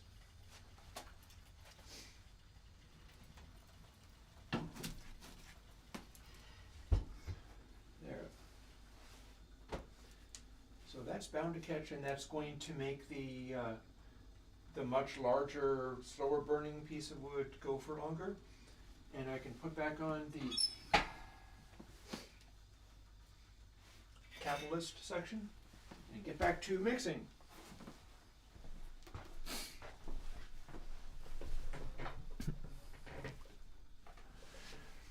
Here we are getting back to mixing. So yeah, this has been, and I do not know whether I'm going to want to do something gnarly with the voices. Honestly, I am kind of inspired by the fact that a new person started paying attention. I went and looked at her channel and was like, oh my God, this is amazing. She's so cool. And being a Nine Inch Nails fan that she is, I'm like, I should do stuff like that. I always fall back on making stuff normal because I'm afraid that people are going to make fun of me if I make it ugly or whatever. And I can go as hard as anybody. So we'll find out.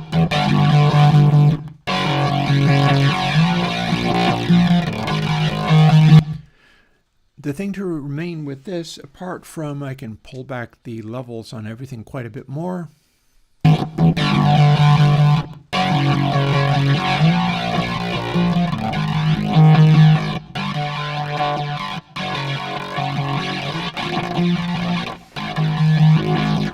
Is that now I can use the filters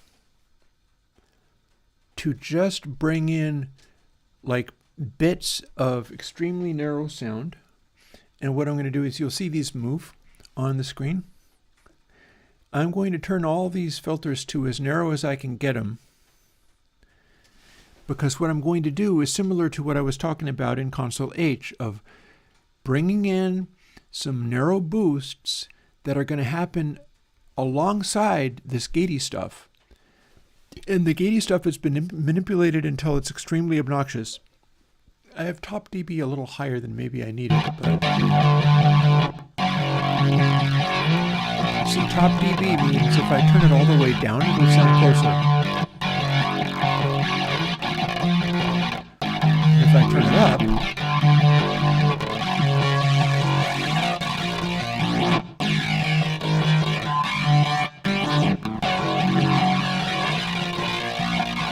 we get that distinctive too loud for the air effect.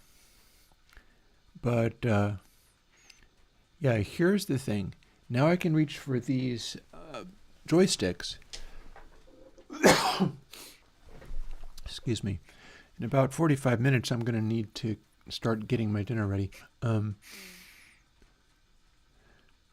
I can do this.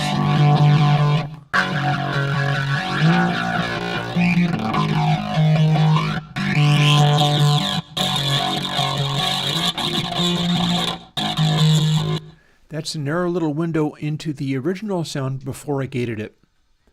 So if I construct a sound based off of sounds peeking through these filters, those filters are not actually gated.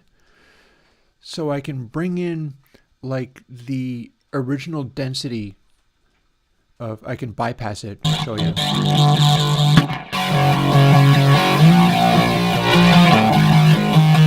So that's what it sounds like without this aggressive treatment. You put on the aggressive treatment.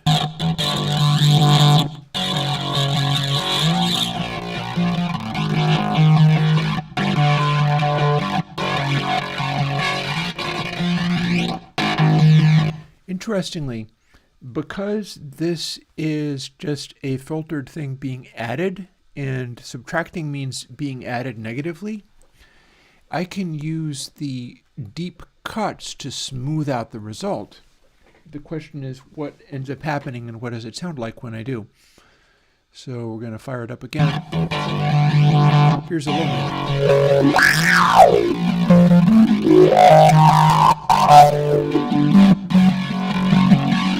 Really hard to get anything happening by lows. But if I cut,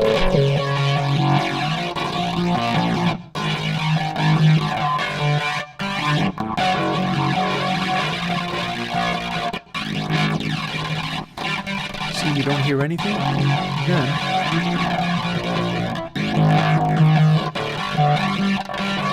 you hear a sort of texture behind that, which the gatiness is crackling against.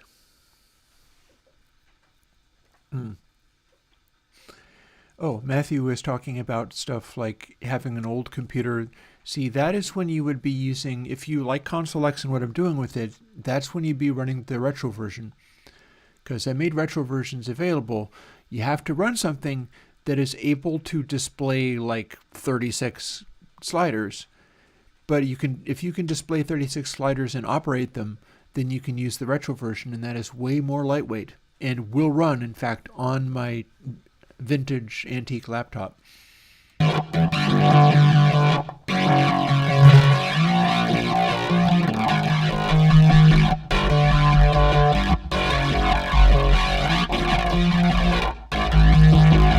this is interesting.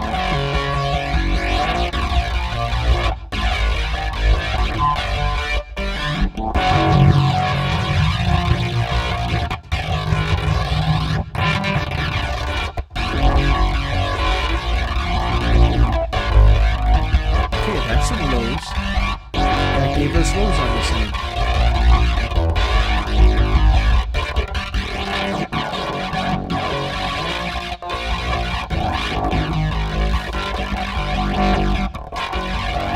I'll try to build this into an underlying part of the entire track.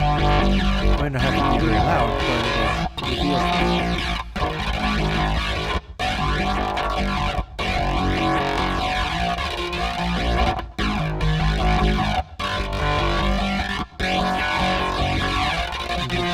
Very subtracted low mid. What does that sound like swept against the bass?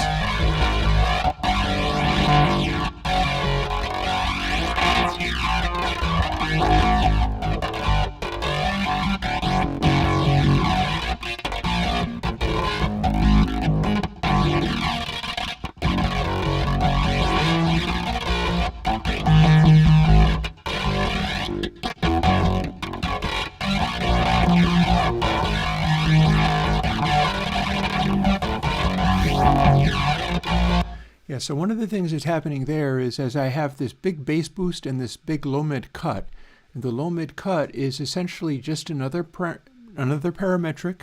It's like a little wah pedal down there, but it is subtracting rather than adding. So the interaction of those two things is doing a weird thing, and since the one is subtracting and the other is adding at a very powerful boost / cut, the interaction between them causes weird things to happen.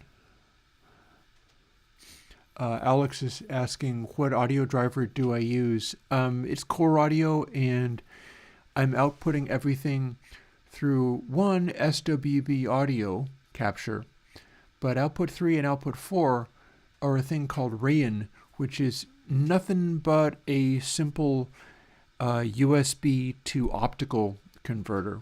It's a simple thing, basically just off Amazon or whatever. And all that does is provide me, like, I think I can even open that up and demonstrate it.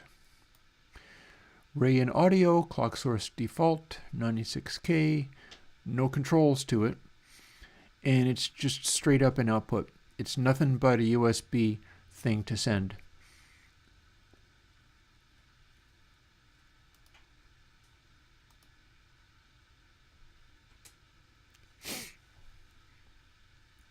So let's see, we don't need Flutter to be open. Where are we at? What does Firewood do to this weird sound?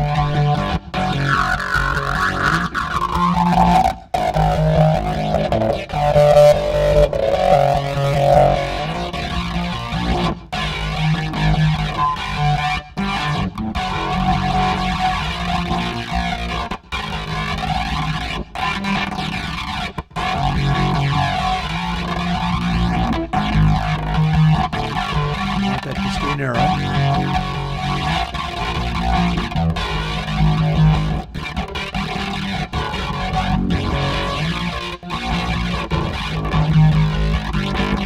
Honestly, let's see what we can do with treble.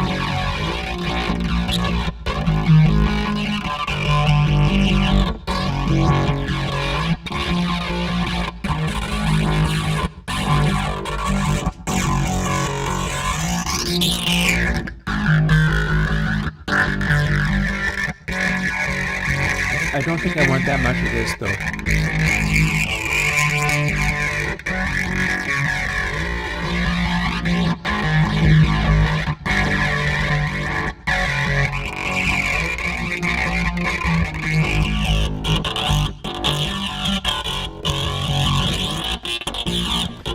Here's where we get into the 9-inch nailsy zone of intentionally obnoxious sound. Those highs are where you don't want them to be.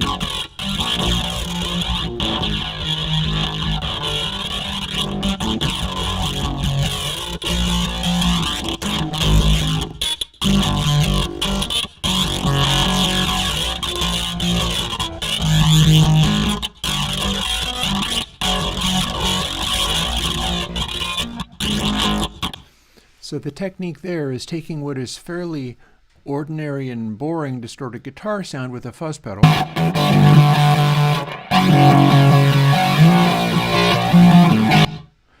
which is like fine, but I don't think it's doing anything. This is why I cut it down so much.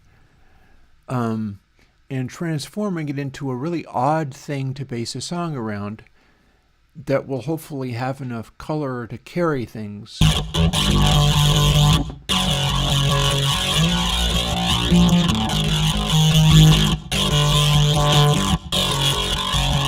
And then do whatever adjustments are needed,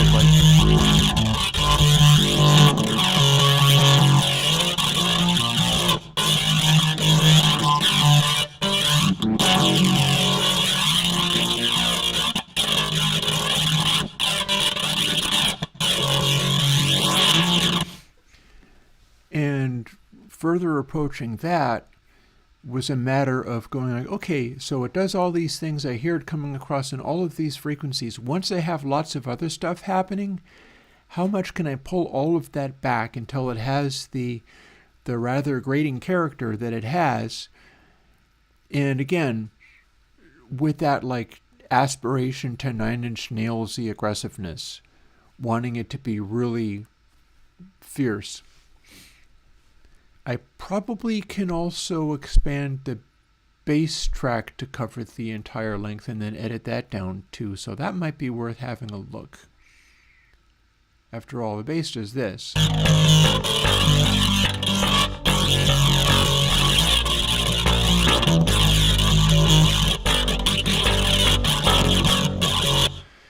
I bet you I played that the entire time through, just like I did with the guitar. I bet you anything that's what that is. We can test that by playfully expanding these outwards from the end bit and deleting these bits to see whether it does in fact go all the way to the beginning. And I believe that answer is going to be yes. And it goes right to here as an end.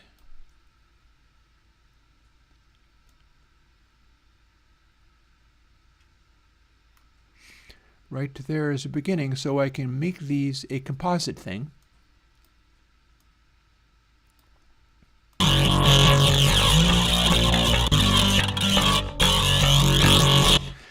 Usually if you're doing a big heavy sound, what could very easily happen is that your guitars or high frequency stuff is less bassy than you thought, because it turns out that the bass is carrying that stuff. Let's color code it. Our bass is going to be color coded in blue, because why not?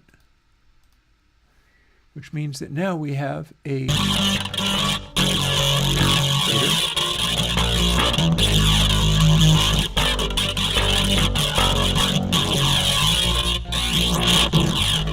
Take a minute and see what we've got with this. Because part of what might be fun with this, given that we only have these limited sections, and the original version of it was so heavily tailored in terms of just editing so much out, because what I had going on did not seem very, I ended up just redesigning it completely, and it was much sparser. I could still do that.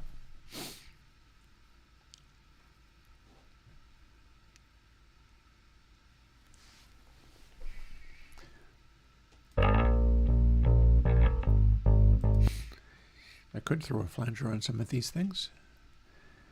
C Rick bass is probably worth fooling with here.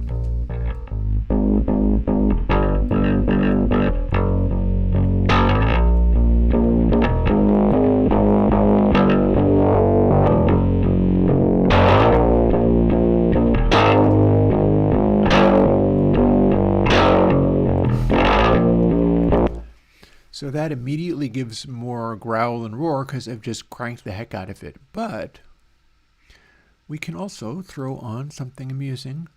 I did see flanger mentioned. Let's see what happens if we try one. I'm pretty sure I have something sitting around saying it's a flanger.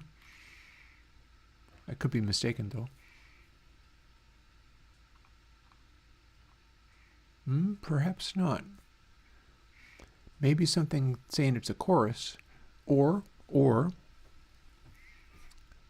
just straight up another instance of Flutter. Let's see what we get.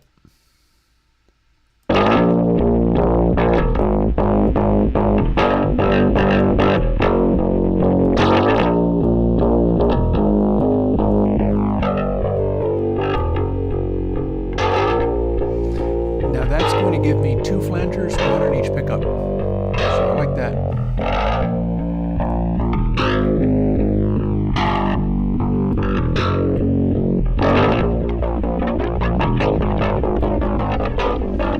Now we have a problem. And I tell you what it is. Flutter 2 is happening after both CRIC base and ConsoleX channel. However, CRIC base is supposed to take individual pickups and sum them, and that is where the distortion is coming from. So what we need to do is have Flutter hit first. And that involves me dragging it or dragging these other ones under it. That would work too. Now we've got this.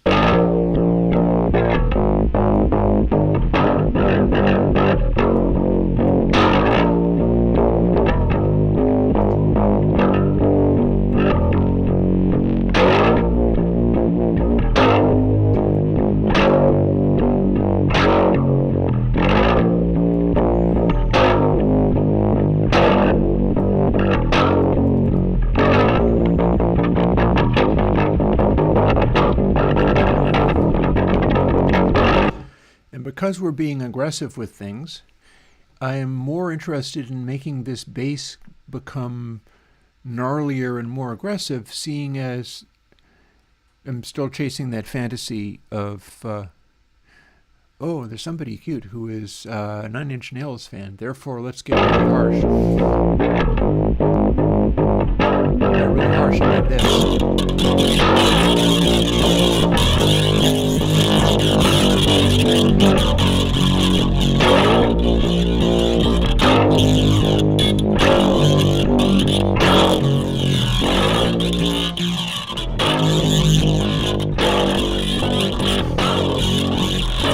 But we have yet to begin doing anything with the bass besides that flutter. I'm not sure whether it's pretty intense, but what we're doing with the flutter is 2 separate flangey things going on. They're both pretty aggressive. They're so aggressive they're not flangey anymore. That's the concern.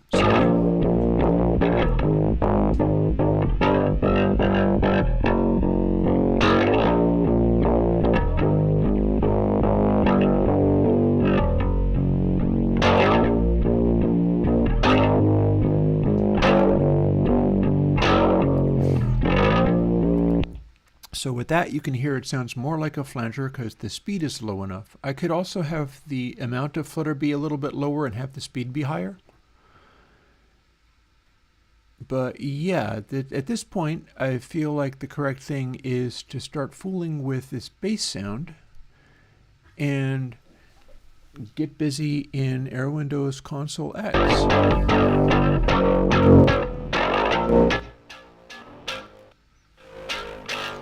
We're not going to need air. That's super high frequency stuff. That's not what basses are about. But we might very well want to separate this out. Here's range.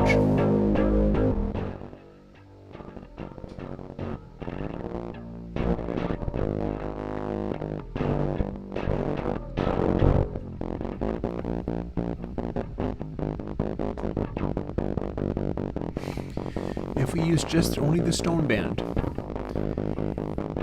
and set range so low that it can barely register, we get this sort of gnarly crunchy thing going on, which is very similar to what was happening with that guitar track.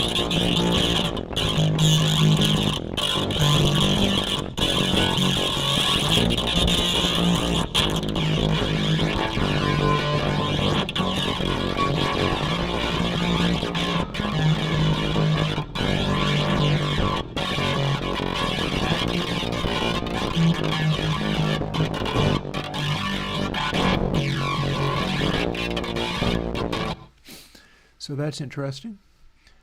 Then we can still do the same things I was doing with gating. The question is whether I want to be doing those with the bass, and also whether I want to have it to do this slightly crunchy sound and then use that bass knob. Watch what's happening over in the bass section of the bass guitar. We've got the resonance, and we've got the knob and the frequency. In using this, I can fill in a bass guitar-like sound by making it go wide.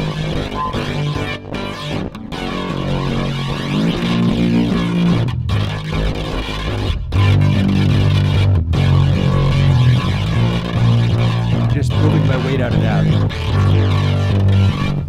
That gives sort of the thump of things, and it also doesn't get tripped up by the way that I'm using Stonefire to just gate everything gruesomely, because we're using Stonefire to gate everything gruesomely.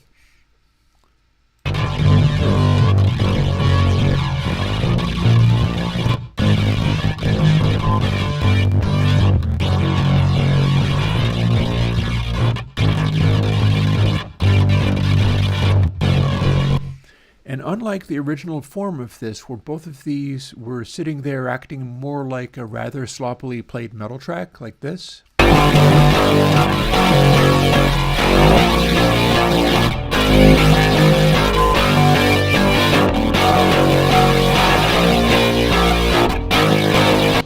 it's like a badly played metal track. We change it into something that's a little weird.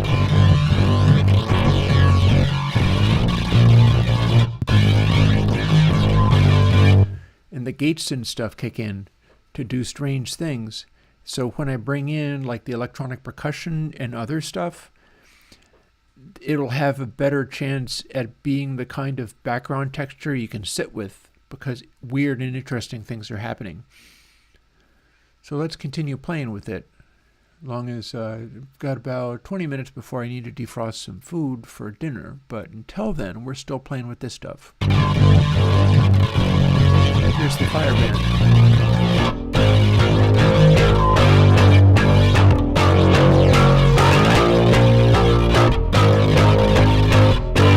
So I can use the gate of that.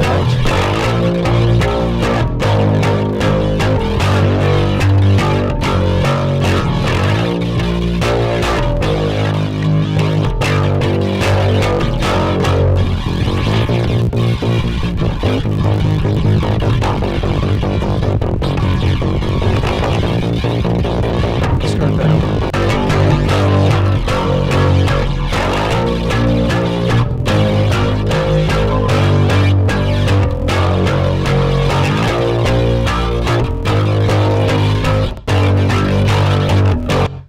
So what we have there is the bridge pickup is doing the clang, clang, clang, clang.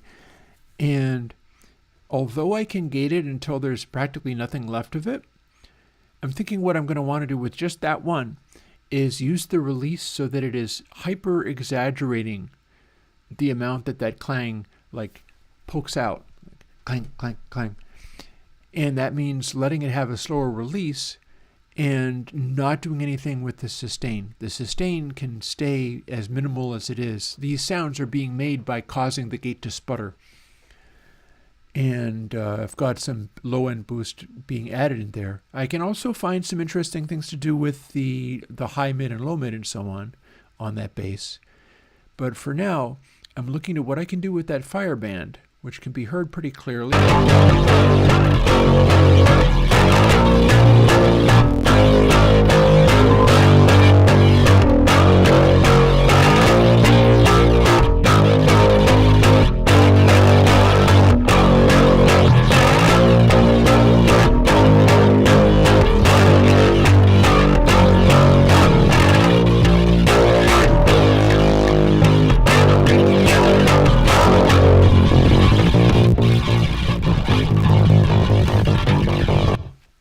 And notice when it's not doing the clanging, it kind of drops out of sight. It drops below the gate, and the gate is off a lot more than when it's going clang, clang, clang, clang.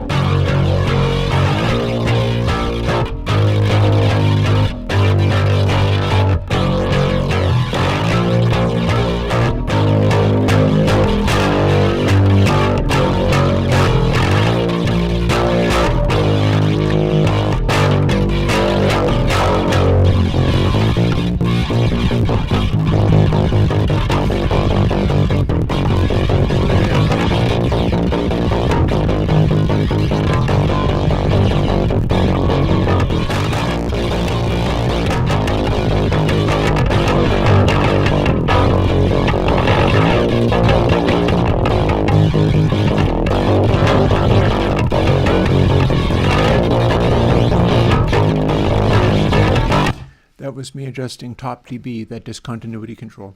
Hey, Photos. So at this stage, I've got a terrible guitar and a terrible bass because they're not doing anything interesting, so I'm making them do really aggressive things just cause. And then I'm going to explore, I think I'm going to explore high mid and see what I can get out of this, because I'm looking at specifically the bass. I'm listening to it along with the guitar, which is fairly important because you want to hear things in context with each other.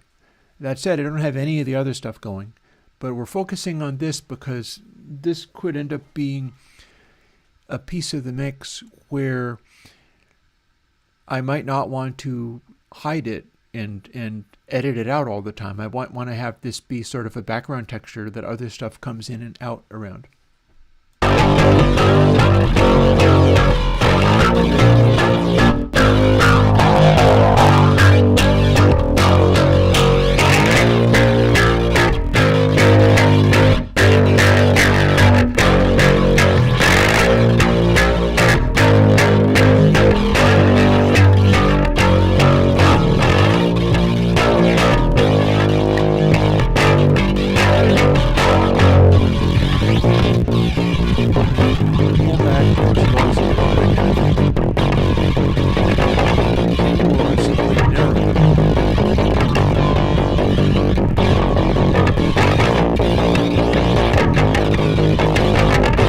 See, with that, I don't want as much of the rumbly, thundery, subwoofery stuff going on. I'm just trying to dial it in until it sounds like some weird, gnarly assault, but then at the same time is hitting on all frequencies. And probably the remaining thing would be, unlike the guitar where we're removing low mids in order to make it, removing low mids and high mids, to make it this mass of conflicting frequencies.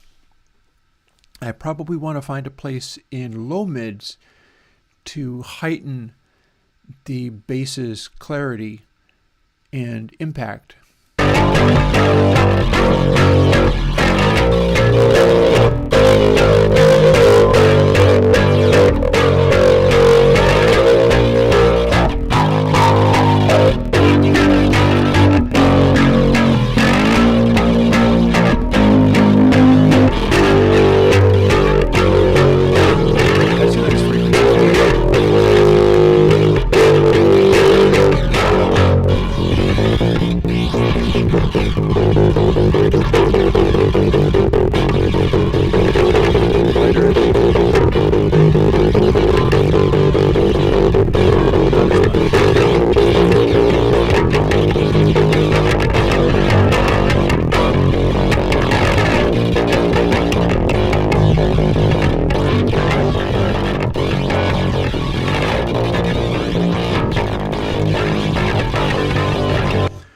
And so now we have a pile of two different things. We could also add this flutter to this one. Let's find out what that's like.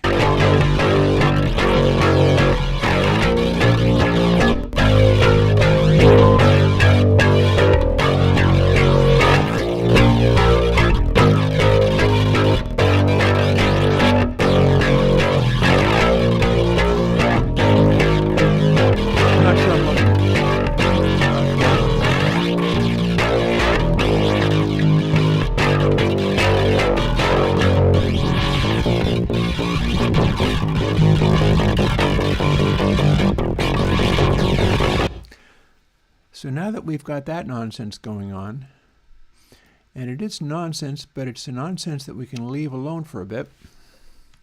Quickly hit save. Let's go find some of these other instruments. We've already got our goofy little, what we have for Vox, which is not very much. We've just got little sections like this, and that's all there is for that. And we've got our wacky riff, which we've extended out to the entire length of everything.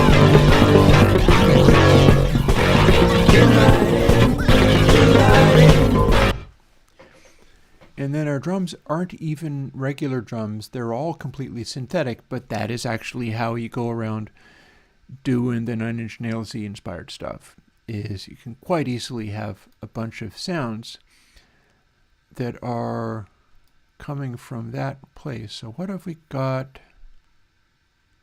We've got something here. Oh, no, we don't. This is just bass. We can even color them that way so remember what they are. It won't matter because we don't have an instance of ConsoleX channel on those, but that is in fact all that they are. So what do we got? These are not going to be what they say they are. And I think I have a gain correction in this one, and I bet it's all part of the same riff. So let's extrapolate everything out.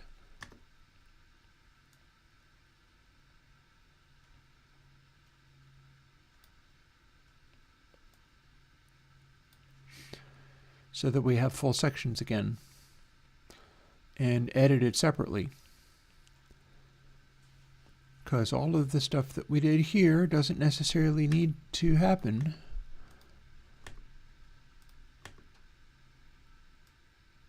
We can go back to the blank canvas. Our actual rhythmic tracks start here.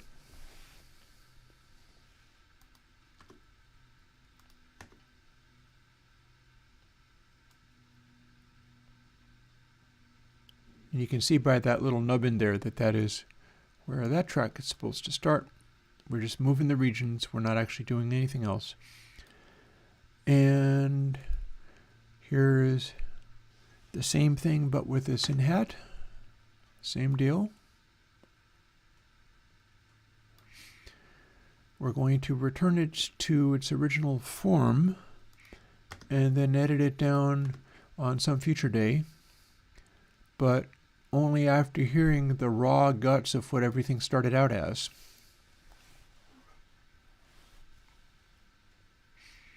So, same deal with this guy.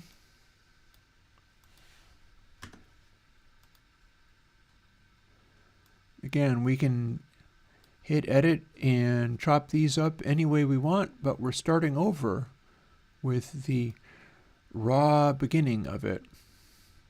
Meaning that all these other regions stop being regions and everything becomes just this block. I had a groove going on the modular synthesizer and it was this. Let's actually turn them all on.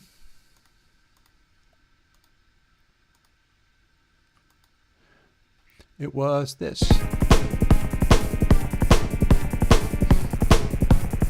So this immediately brings some things to mind.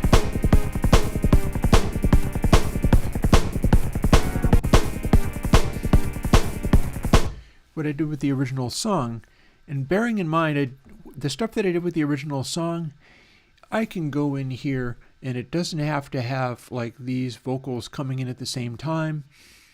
The vocals can come in anytime I want. I could chop this up and drag them around in the arrange window and make them do whatever I like. It is the beginning part here, which is the inviting, inciting, and whatever. And then the same thing repeated again, except for then it goes, has it come to this, has it come to this, has it come to this, and that's the end.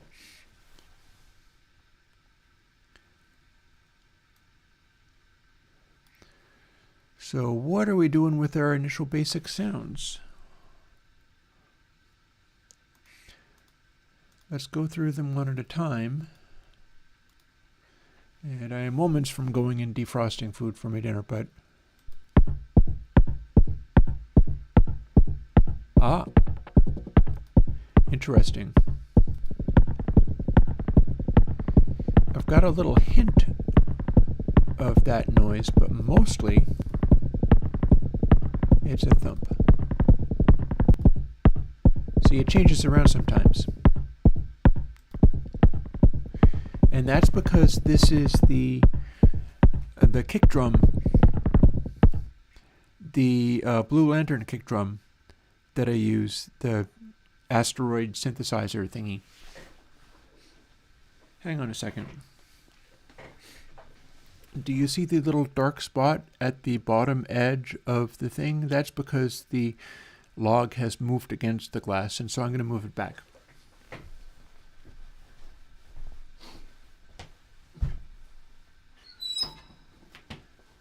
If I don't do the damper there, smoke can go into the room or whatever, or sparks, etc. Here we are.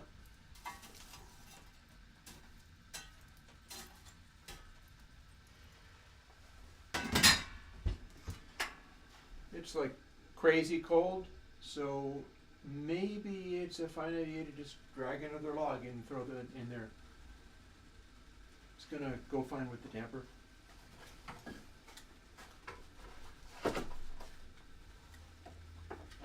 It's not cold here, it's actually quite warm here, but that's because of this stove going.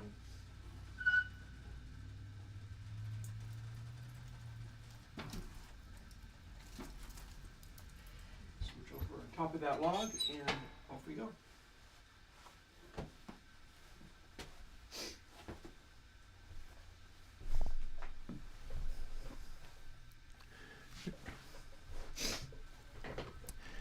Always running around doing stuff.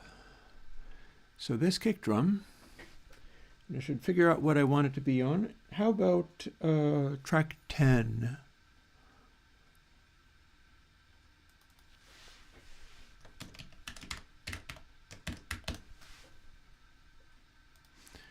Asteroid kick contains a delay unit in it, and that's what you're hearing.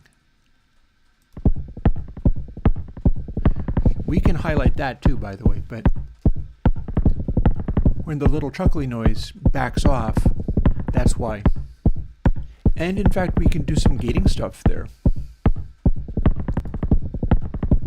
We can do some gating stuff to subdue that and leave more of the raw, aggressive click to it. So we're going to assign it to color brown, which I use for drums quite often. And then time to get playful. Here it is. We're having it be very low top dB because this is meant to be more of a dry sound. And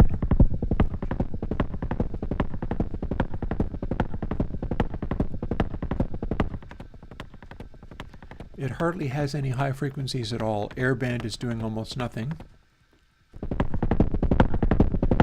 Fire is quite bright and clacky. And stone is where we have a crunchy thump going on.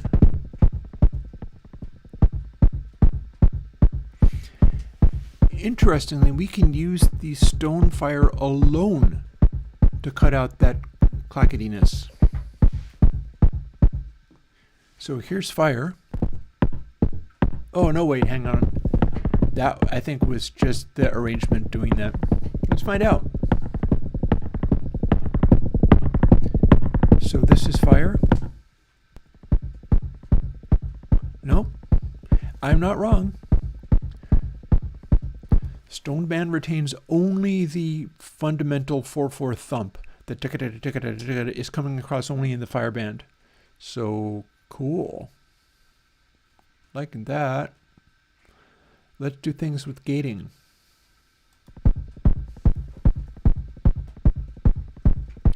Ratio all the way up. Sustain and release all the way down. Let's get that threshold up here.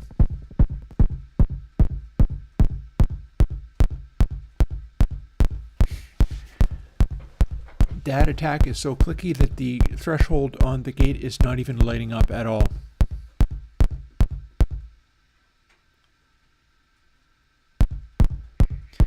Here's the fun thing about a synthesizer.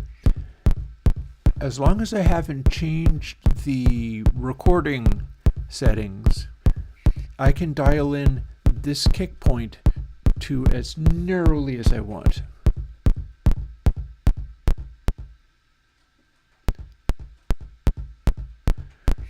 Only the very tip of it engages.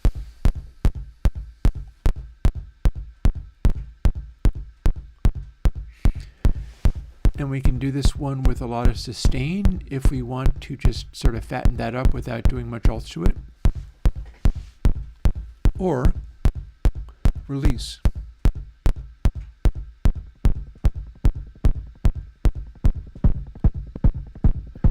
And that's actually bringing out the chukada chukada.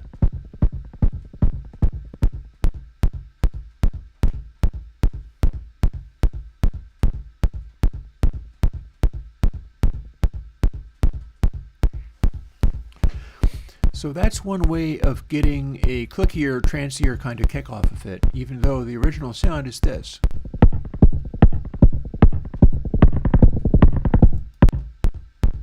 We can turn it into this. And that might be handy considering that we also have this nonsense going on.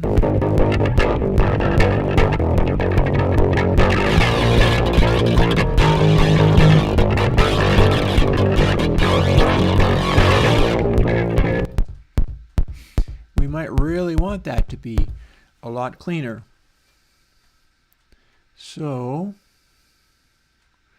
and bearing in mind, we've got fire cut all the way down to nothing. We've got air cut all the way down to nothing. Turning up air is not going to bring more of that click out because that click is actually the gate hitting. The gate is so high that there's a click on the onset. But what we can do is use some of these frequencies, treble, high, mid, and so on. When literally at 0, they are silent. But if we add them, we get the same thing as we would get if we were turning fire up.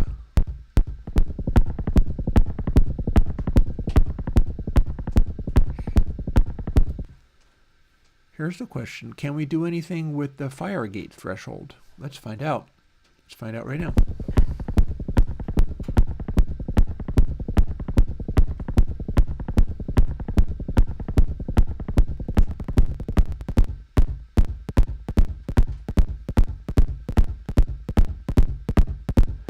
The answer is, oh yes, we sure can.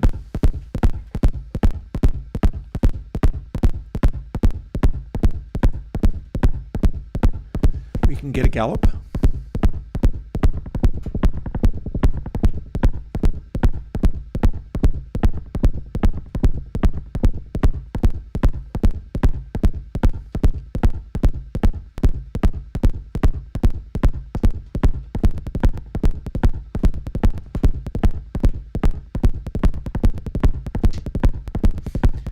The interesting thing is the fire band gates quite differently. That's why I set it up this way.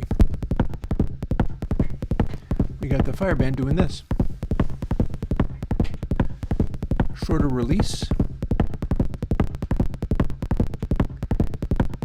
Makes it even more isolated. But we've got this neat kind of clock sound going on.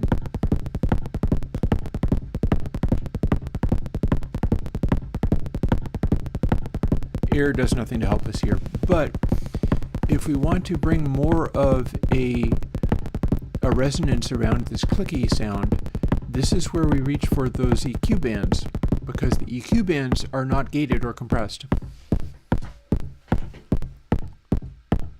And we'll restart the plan.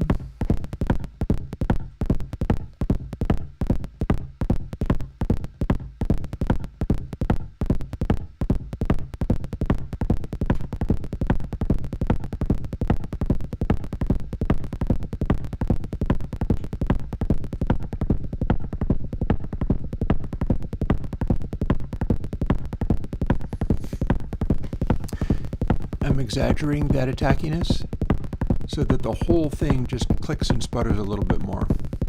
Those gates are working real hard. And again, this is without Stone. Stone has a completely separate gating. Works like this.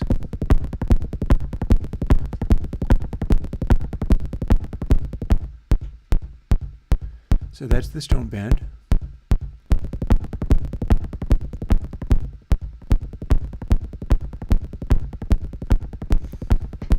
We can have the dynamically exaggerated clicketiness. You want to clip the kick, we can just put it on top dB.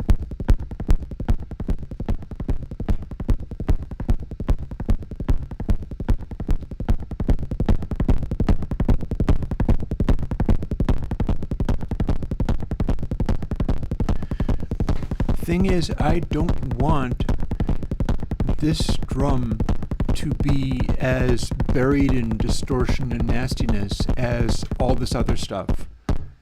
It needs to get a lot cleaner. So we're going to make it a lot cleaner.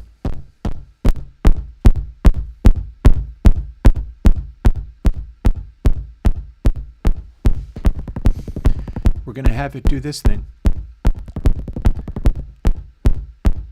And then, like I said, time to start finding. I don't think I'm going to need bass boost here, but we can find out what happens. Let's go and find out what happens.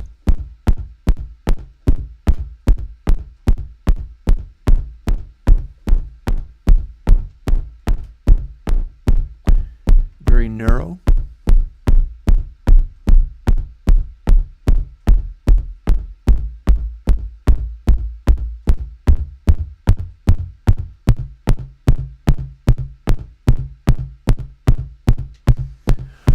Oh, I'm kind of liking this. That's actually way higher than the sustain of it is, but it's bringing enough sort of low frequency thump in. And it's probably hitting in advance of the gate's onset click, because remember, this is not gated.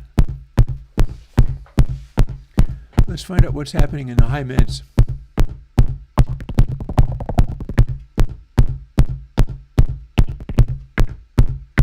Let's make the high mids narrower.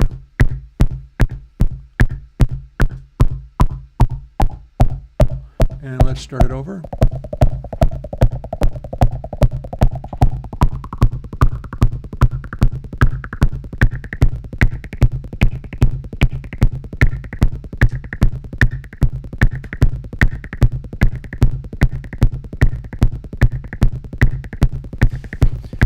There, that's a sort of clave-like thing going on, a bit of a resonance.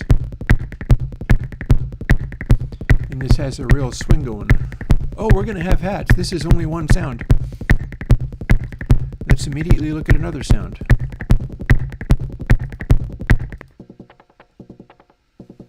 We got a whole other sound.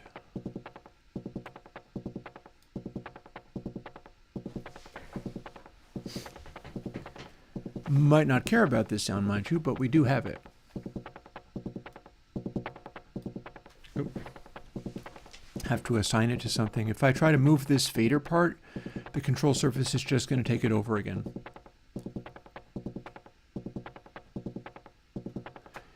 Also, I've got enough happening with Asteroid Kick here. I do not know if this is in any way necessary.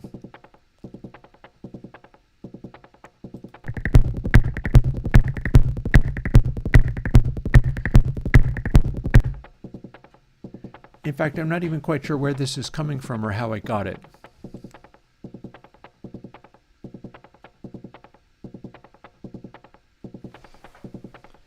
So let's do the same plane.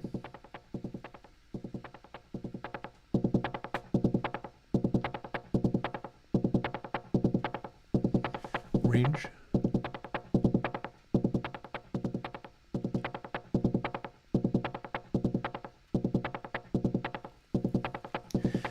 Okay, we got an okay noise happening just off of the fire band.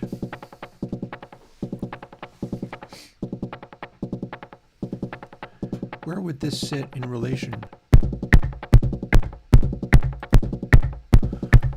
Okay, cool.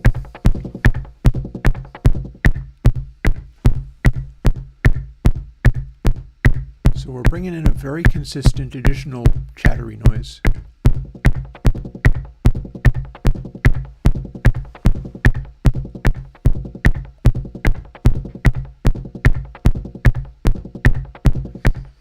I'm kind of glancing at it to make sure that I'm not manipulating stuff on another track.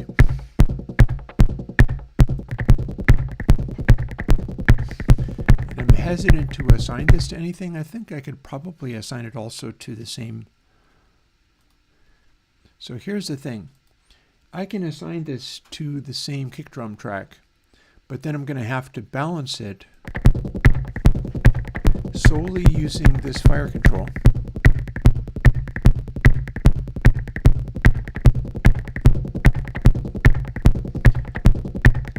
And then I'm not going to want to fool with any of this other stuff.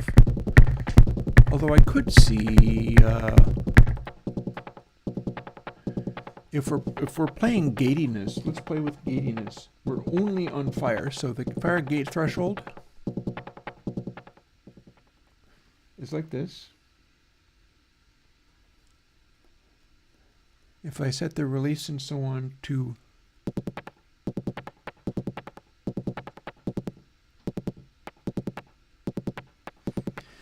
we can make all of this so much more staccato than it started. And that will help when a lot of stuff is going at once, especially if these things are not very high in the mix. Also, that one was very low height discontinuity. The top dB is very low for the actual kick drum here. And that brings it that close-up quality and the clarity. So what if we made this be the opposite?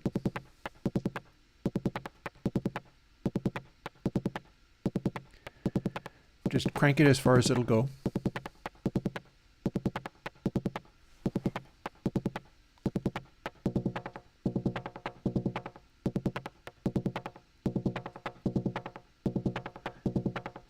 Use the gate release just enough that we can still kind of hear all of it, but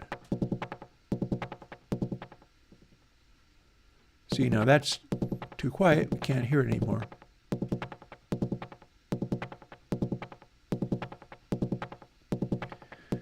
So if sustain is very low, high sustain means it continues. If sustain is very low, then release goes from just a very brief thing to hints of that additional sound.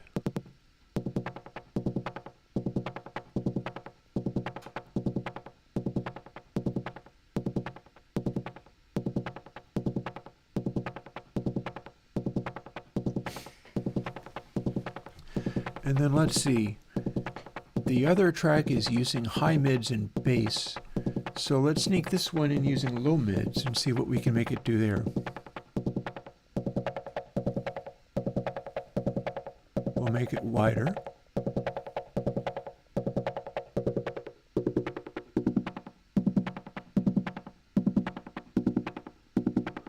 Ooh, I like that. That has a nice sort of physicality to it.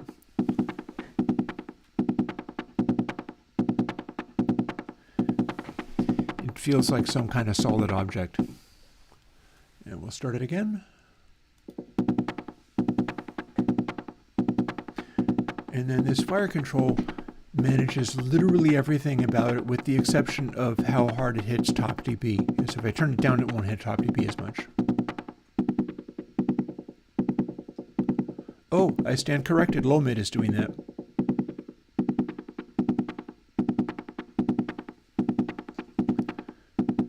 So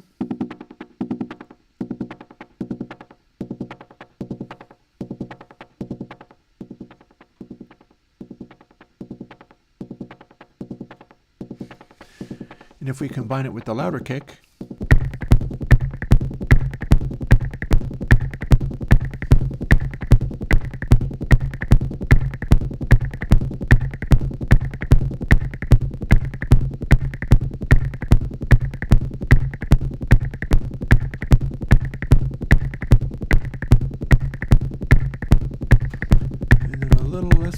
I'll narrow the low mid.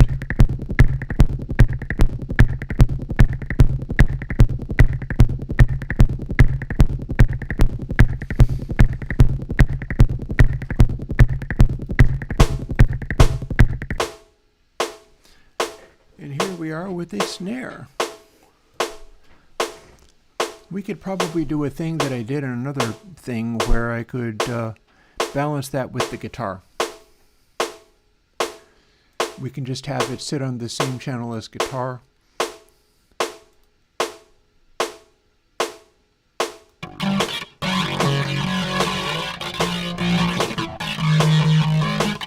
Balance it relative to the guitar.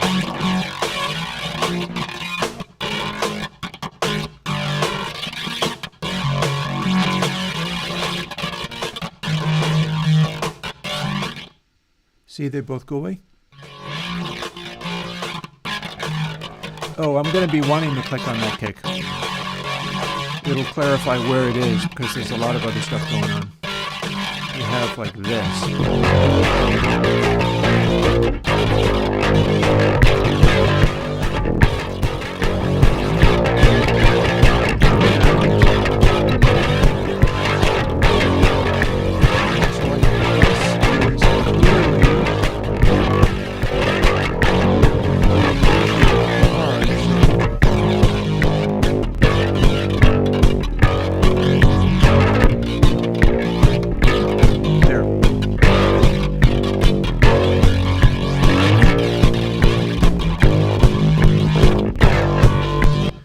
So what I was doing was hammering the compression on the bus so hard that it was actually triggering it and causing it to go.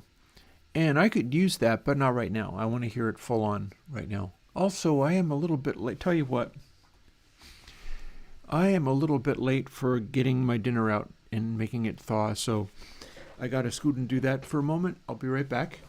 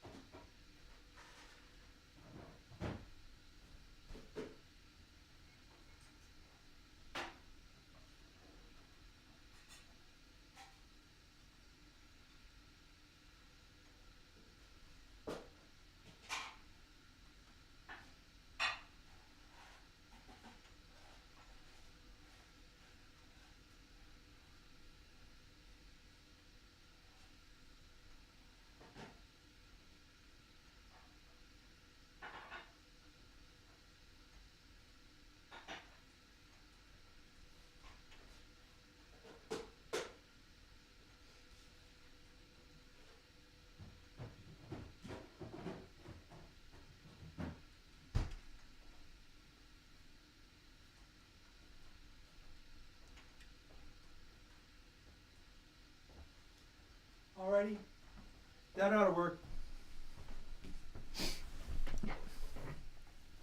I'm back.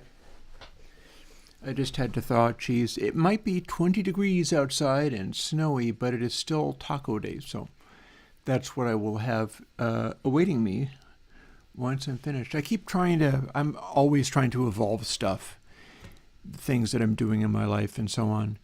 So one of the things I was doing this morning was trying very hard to work out how I can plug my phone into my computer in such a way that I can grab a quick picture of my daily omelet, because I make myself a French-style omelet just like Julia Child would make. And when it's really delightful and I have my little croissant with some Boursin cheese on there, it's on a very tiny plate, but all the same, it's a delightful breakfast, and I would enjoy starting to share that with people.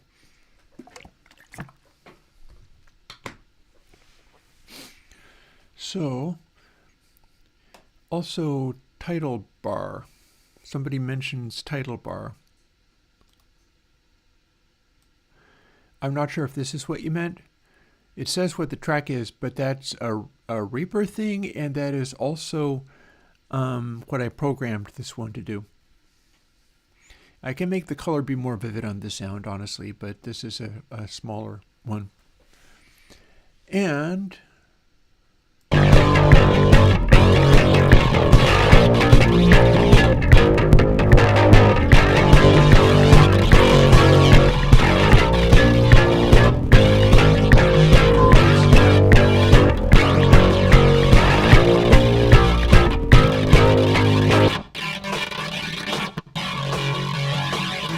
so it's at the same volume as everything else. Oh, you would turn on and off the UI by hitting this button marked UI. It makes it do this, then you can put it back. Absolutely, breakfast omelets and dinner tacos. I was actually on Blue Sky not long ago talking about cooking for yourself, and I strongly endorse it. I strongly endorse cooking stuff for free food. Anyways, snare. What can we do with the snare? Well, first thing we can do for the snare is actually hear it directly, because it's all well and good, but oh, hang on. I don't have that selected. I have master selected. What did I just change? I just changed snow a little bit. Stone a little bit, I should say. Well, okay, we'll put it back. Thankfully, I didn't do much more. Click on snare instead. Now we're not going to be fooling with master as we go, because I don't want to be doing that. And let's see what we can make this do. Among other things,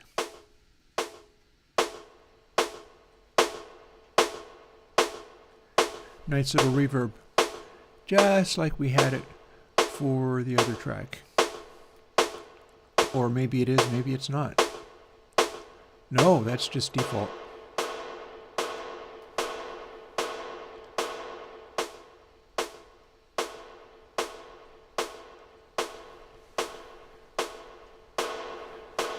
So if this was really loud,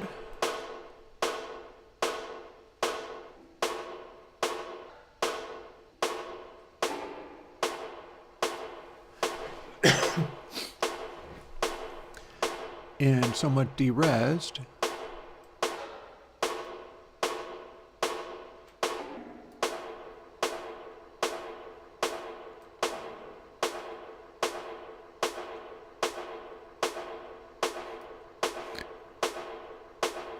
that's a kind of cool noise.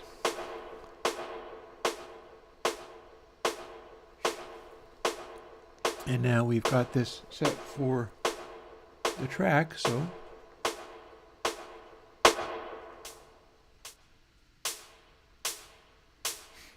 we can brighten that up. This is nothing but a little sample. This is a Eurorack module that does nothing but fire a sample. It happens to be one of my samples, and it has a goodly amount of extreme highs on it, and that's where the airband is doing something.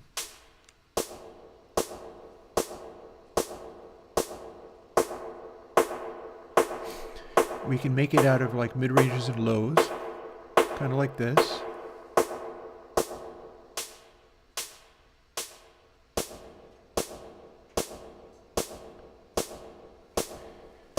We can gate it like we're gating everything in this damn mix. Let's gate all of the things. We're turning the releases and stuff all the way down.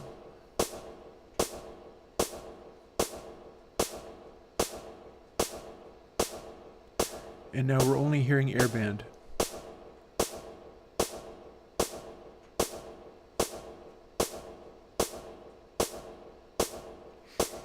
So if we turn the range up, we hear more of that actual sound, and then we gate it.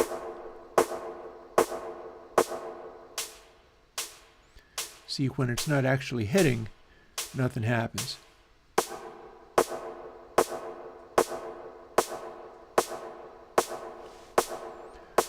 Hit play again to start it over.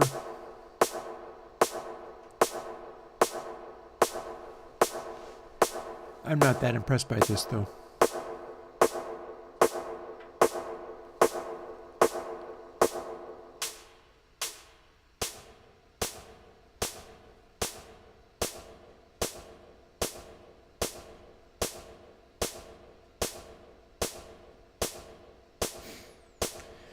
One thing about the little blinking lights and stuff is that it does let you see things that as they happen. So that's turned all the way up.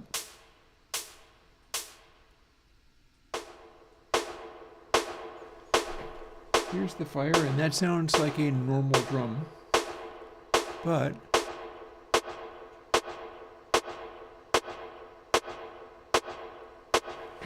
we can take that normal drum and we can make it utterly short and gatey.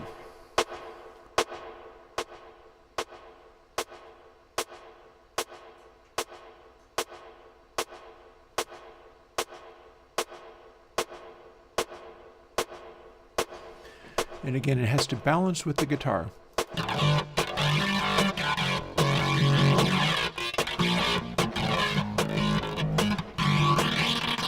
Also, my question there is, where does this want to sit in the stereo field? And where does it want to sit in Top dB? Because we can make it a very close up front track that would sit with the kick,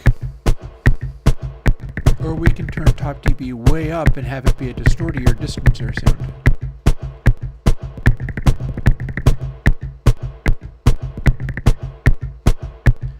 I think I'm going to let it be very close.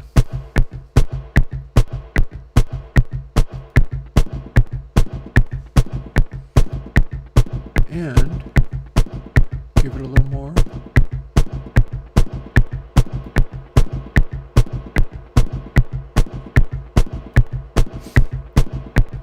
Of this regen.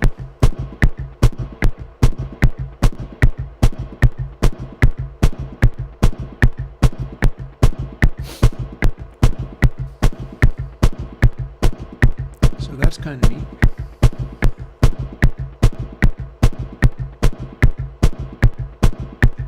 Say this one like this, and this one like this.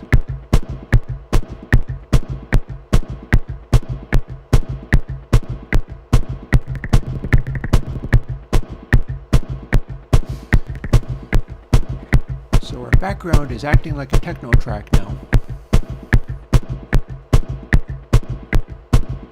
Oh, that can't be made louder and level. I just haven't. And it depends upon what else is happening, because we are making everything sound right, but then having everything happening.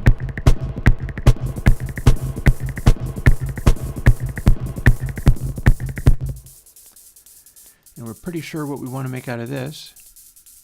We're going to color it yellow. Cyan would also work.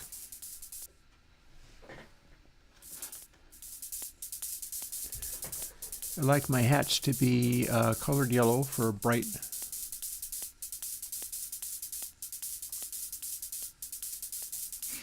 And this is probably going to be just made out of air.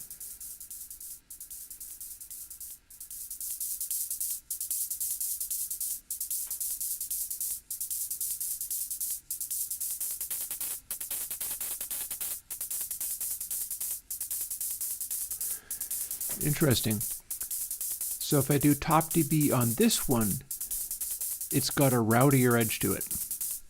That seems cool. I'm into that. Let's find out whether it will be worth doing gatey stuff to it, seeing as we're doing gatey stuff to absolutely everything here.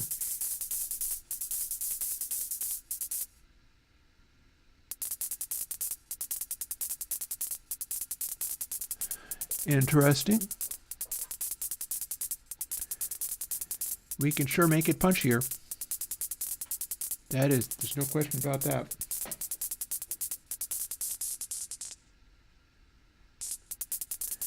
Interestingly, notice that as we engage the low pass, it's causing the gate to hit less.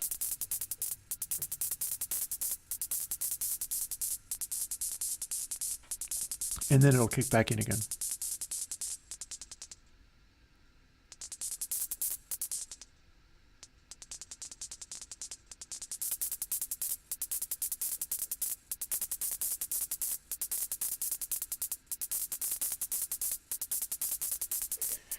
Top dB is making that slight crunchiness.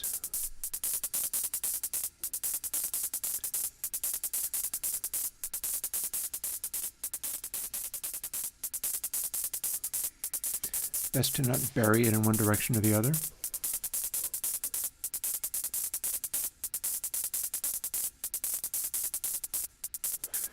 Evil Mossman, I won't give up on trying to fix things. It'll take me a while. I don't remember editing any INI files, but that's another story.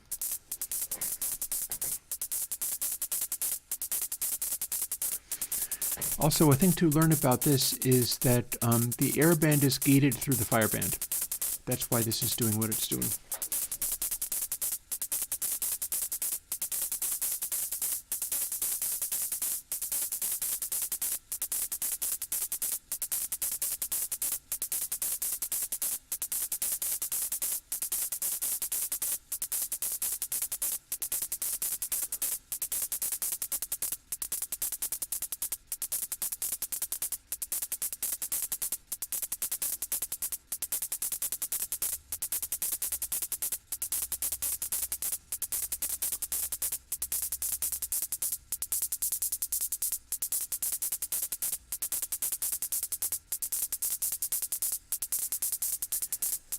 Okay, so that's quite loud.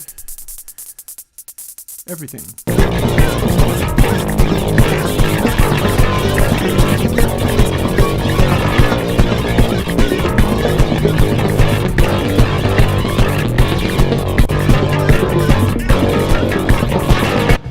So this is why we don't have everything playing at all times, but we're setting it up that way just to sort of dial in all of our sounds today, and I'm going to see where I get with that. It's possible I'll return to this on Thursday and we'll actually make it be something. For now, we've got a set of techno banger noises and a set of rowdy Nine Inch Nails guitar and bass noises.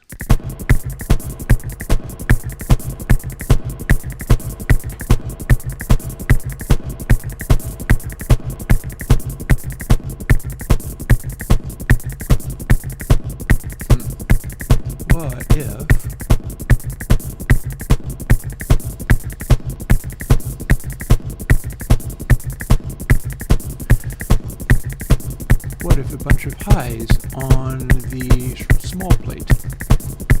That could be good.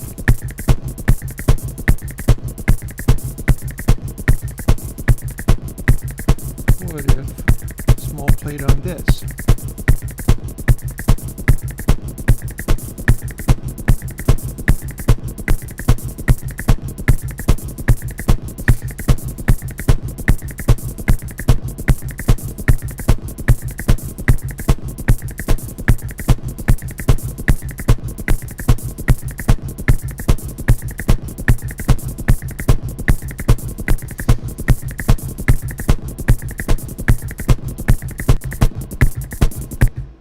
Okay, so we've got a bunch of stuff there. So here's where things get a little bit more interesting. Oh, don't need that. That is soloing a bunch of things apparently. Weird.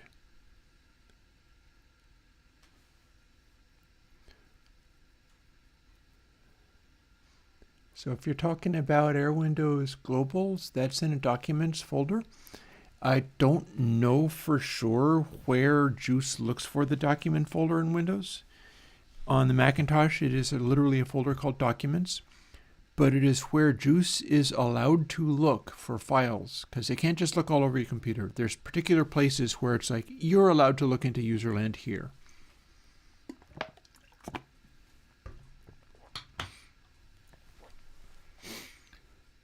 And the installer will only do things for the plugin. It won't do anything for Airwindows globals.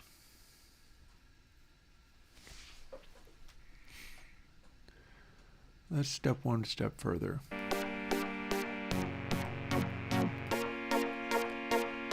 So this is basically dumb compared to the other stuff, so let's not worry so much about it. And it's going to just do this the entire time. So let's assign this all to something. Purple or something. Or green. Or just stuff.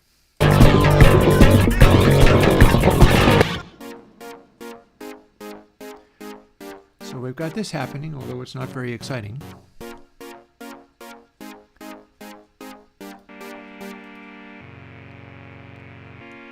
These are pretty enough chords.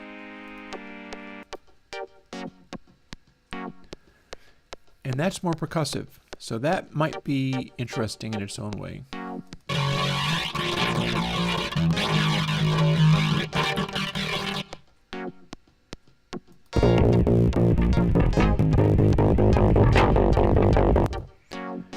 trying to figure out whether I would want to combine this with something.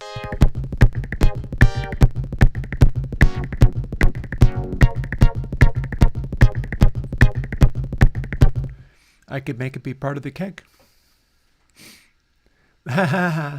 What letters we have does not matter at the moment. What matters at the moment is not so much that as the ConsoleX meter. And we have nothing like an arrangement yet. So if we were doing the techno one, right now, our hats are probably louder than they need to be, although it may be fine.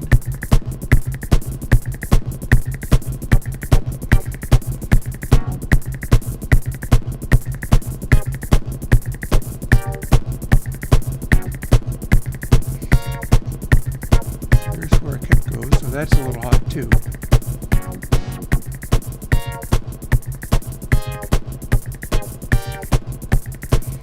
If we're getting a lot of red, that means bassiness. If we're getting a lot of green, that means trebliness. So the way this is balancing out seems not terrible. If we then also include this stuff,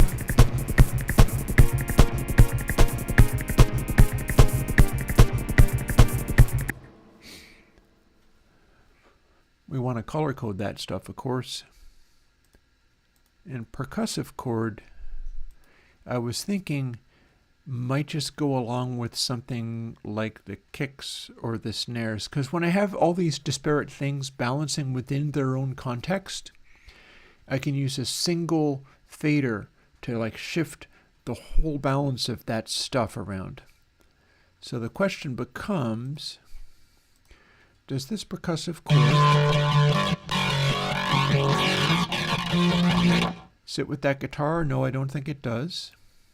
Or bass? No, I don't think it does. But they probably go along with some of these sounds.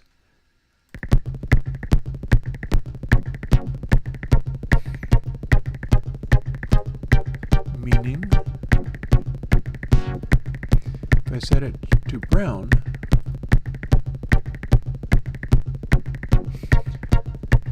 and again, our master fader here is showing us stuff related to where frequencies sit and where the overall loudness is. If the loudness is right up at this top edge, then we're probably in the zone of clipping. I mean, I can do what you're asking.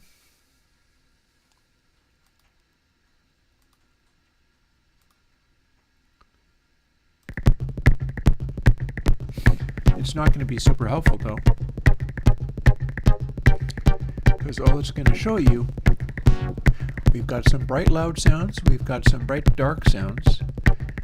Our overall slewing is so intense that we're probably going to deal with it in post-production, but this is also why to not have the green sparks all the way out to the edge like this.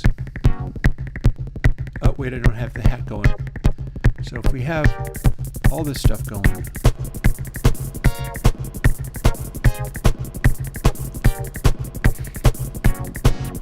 it does this, and you notice we have a lot of bright sparks because this is all the percussive stuff.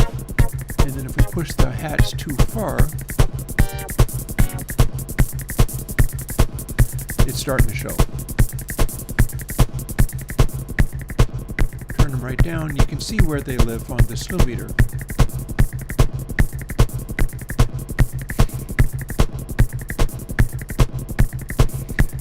And we can get clipping if we want.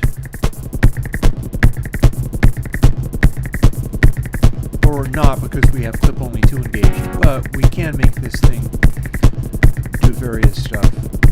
You can't see what it does on meter, it's just that this is not useful for making a sound picture.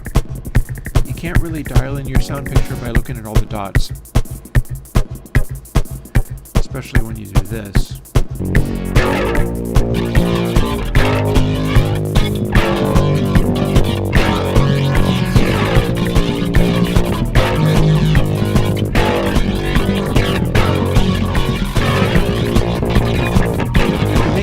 was, yeah. That's not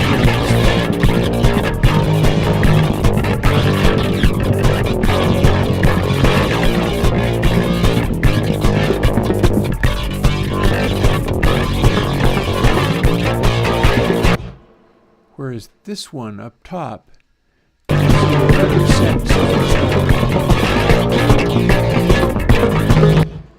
Because it's like, okay, sea of blue, that's sort of, everything sounds loud.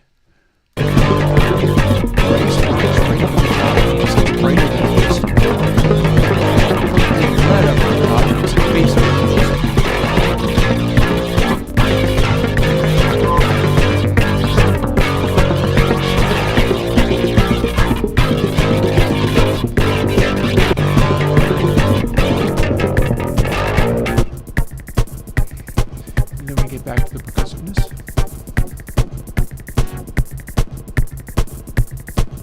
And honestly, dialing in sounds, I'm less concerned even about the built-in ConsoleX meter. Any of these things will show me what they're doing.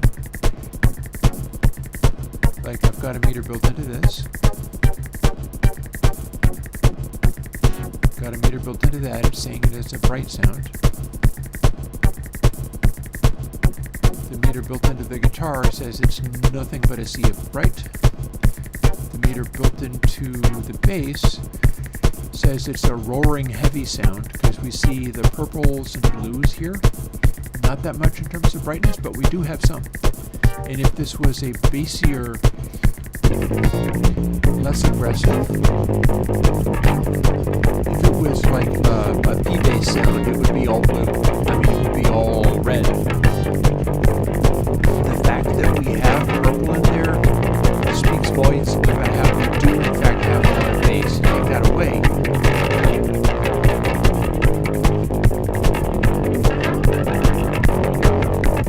And that's actually just doing the bass boost.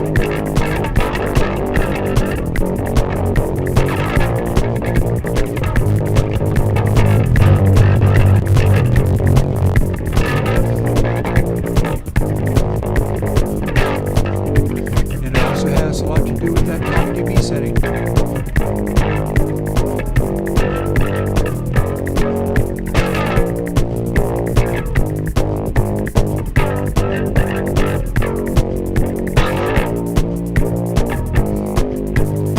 So this stuff does have the ability to tell you something.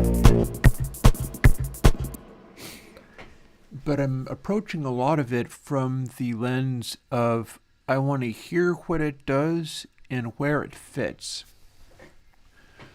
So as we go into our last, looks to be about 20 minutes to stream, we're going to dial in every last one of these and assign them to something. And I'm going to do a lot of that stuff where, as I work on, for instance, this percussive chord, I'm hearing it in the context of the kick drum, because it has a peak attack that is coming in the same place. See, there's a click. I can combine that click with the kick drum. So we've got it selected.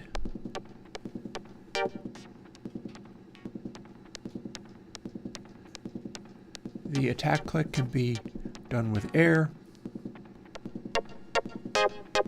I can use a range.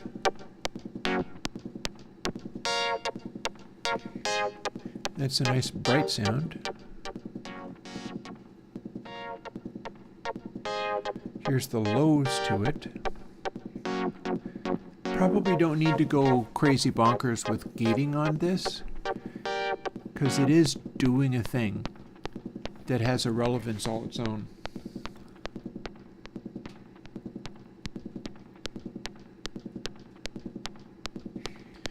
So we'll do a sort of rough EQing by having fire be kind of strong and air be quite low, because I don't really think I need it.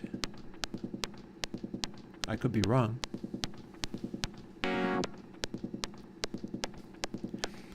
Yeah, Evil Mossman, I will continue to work on this stuff. If you can give me bug reports or crash reports, that would be helpful. be seen. Oh, I'll high pass it heavily.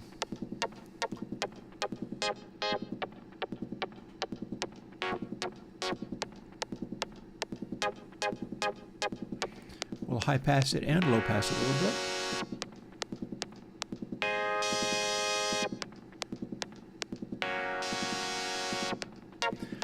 And we'll set top dB for this particular sound to be very, very quiet so that it has a clarity, because that goes against all the roaring noise of everything else.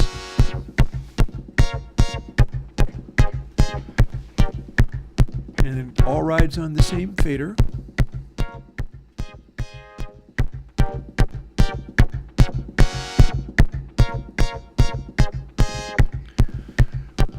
Don't think that's panned, is it? Not really, no.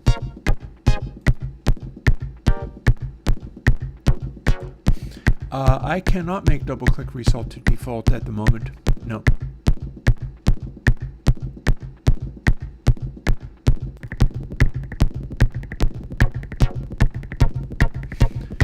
So now we've got a nice additional click to our kick drum. And I don't think we really need to do much else, honestly. I can make all the ratios be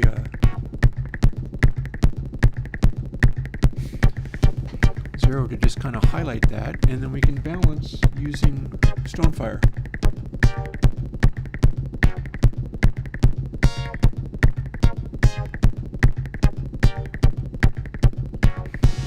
That's probably going to be buried effectively in the mix.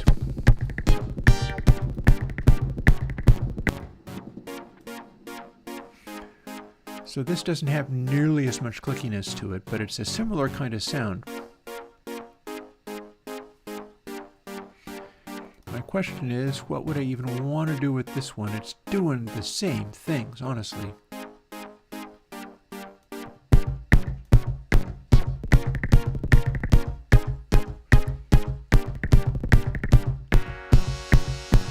Can I make it do anything amusing here?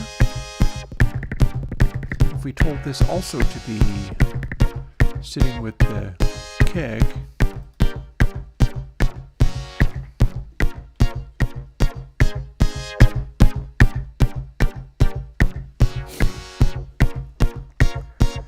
and then maybe did other stuff with it. Let's see what we can do with it.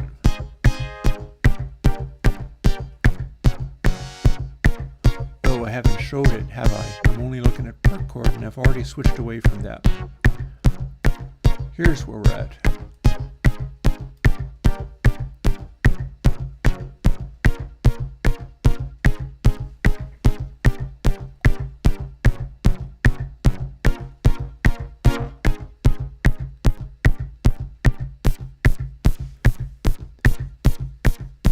Nothing much good happening in the air bind here. How about our range?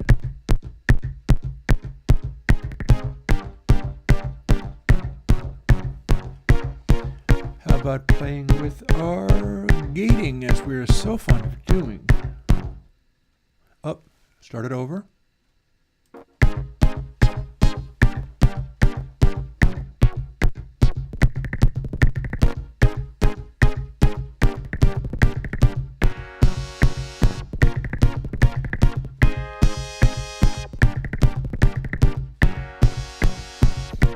This be a lot quieter, maybe,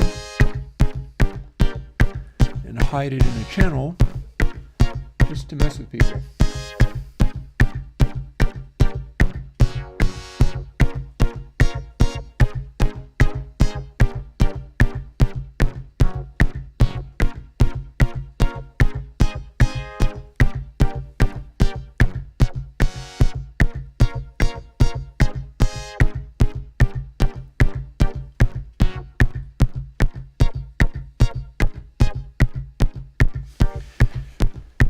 We've got it, so might as well do something with it. So it'll fill in a little bit of low end around there. And if it didn't have highs, it would be like this. it had highs, and the highs were also the same Gaiety madness.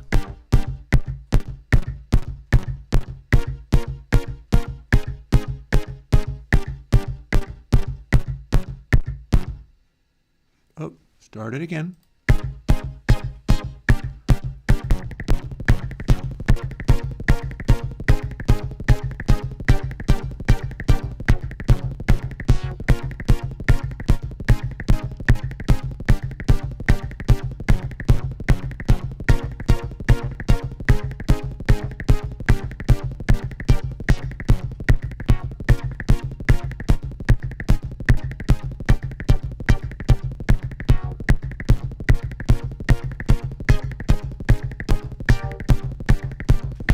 Yeah, not impressed with that.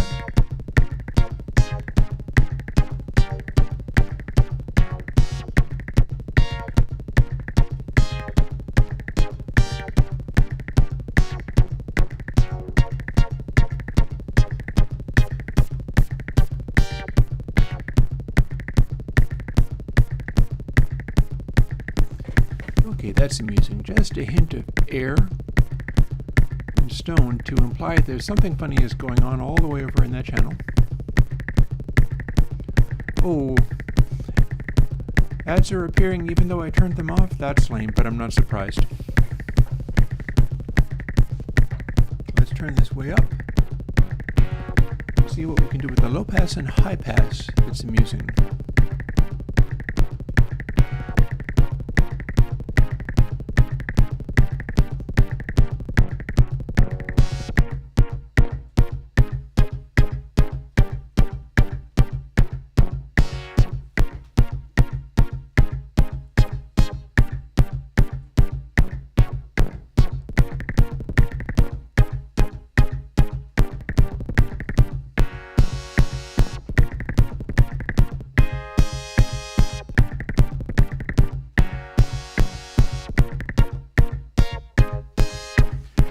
Okay, so there's the trick of hiding something in the mix. And I'm kind of camouflaging it with low pass and high pass. And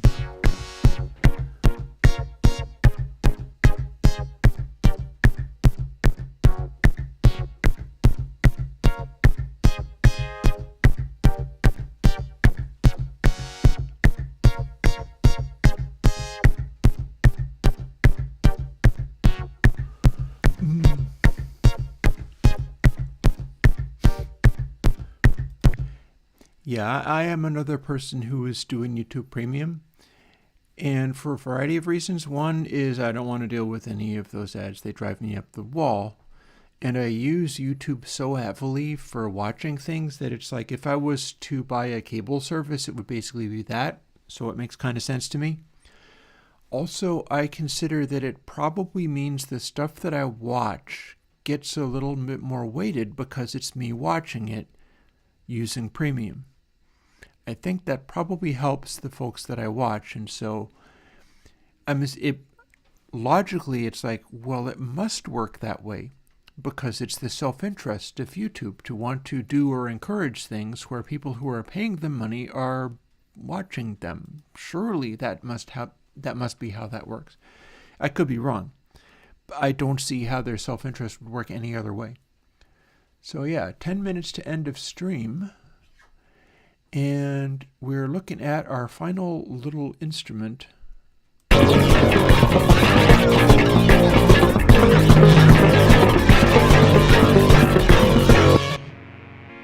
It's this. So this just kind of continues. And we're going to assign this to something which I don't think I've used for any sound yet. I'm going to call this a green sound, because this makes our sort of pad.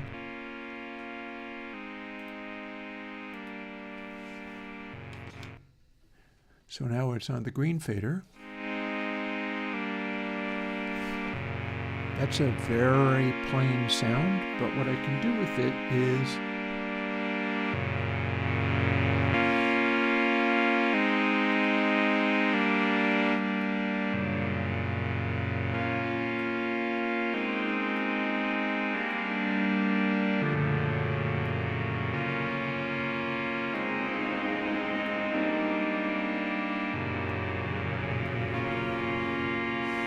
Oh, you know what I could also do with this?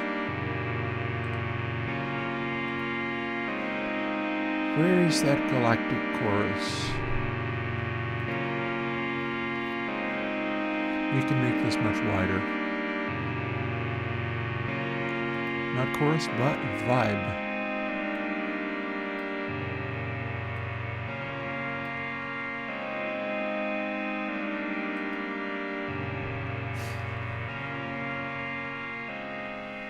So here's our dry.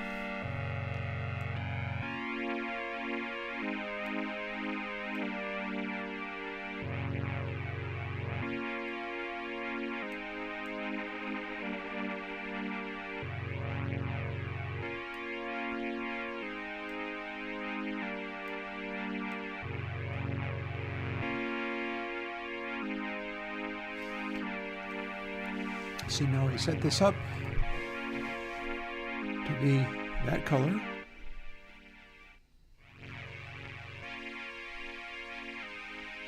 We can also add a bunch of highs.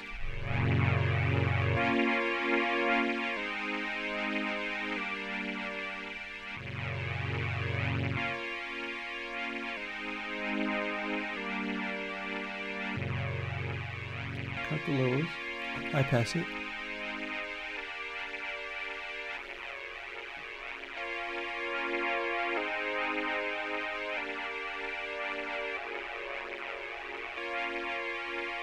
Low pass it.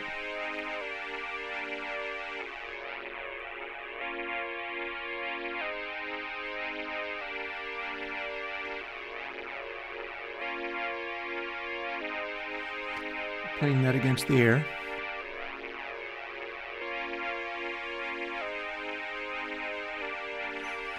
Lastly, where's top dB want to be? Oh, it stopped. Hit play again.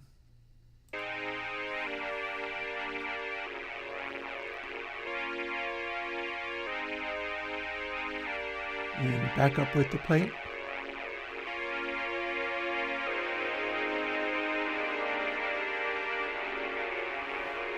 Let's make the plate have way less pre-delay.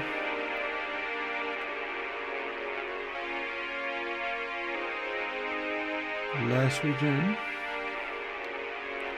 And louder.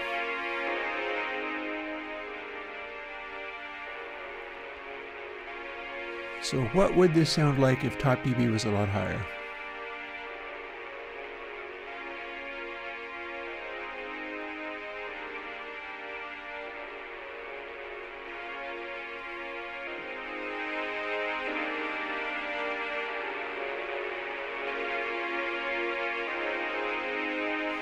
I think that works pretty well.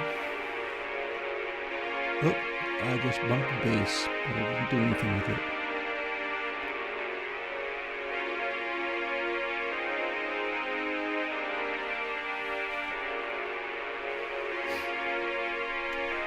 Speaking of doing things, what could we do with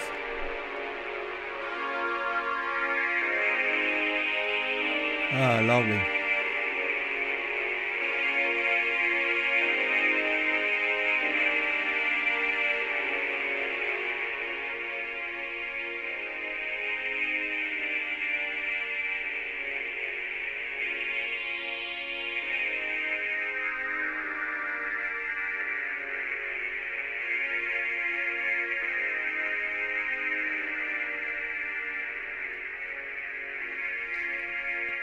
Bury that in the mix with maybe less of the reverb, because the reverb will just get lost.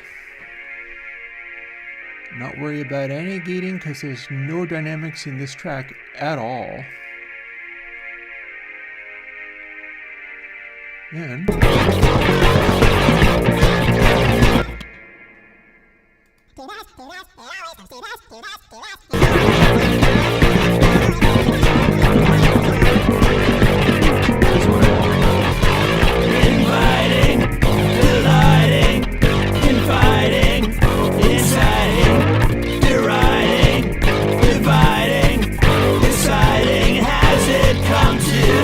Inviting, inviting, exciting.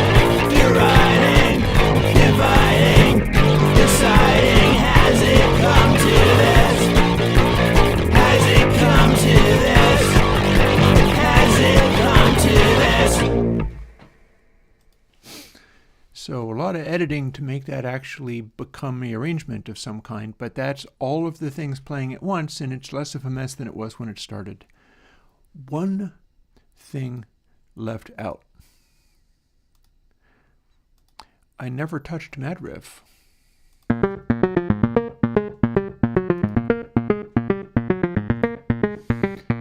I want this to really poke out.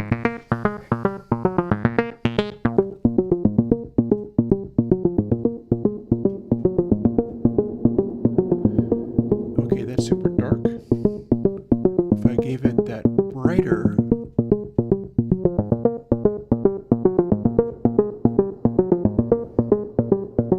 yeah, it's more like it.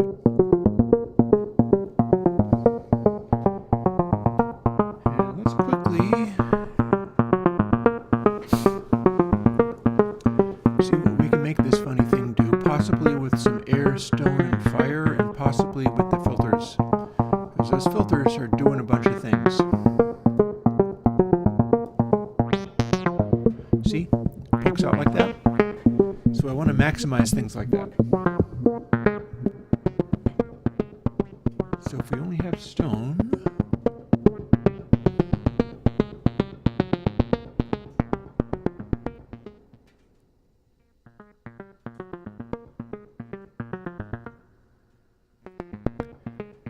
it's interesting how much of this pokes through the stone section.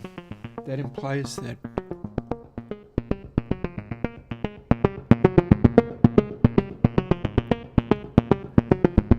so I can make the thump of that hit a lot harder. It's all changing around constantly. I'm messing with the settings on this one all the time.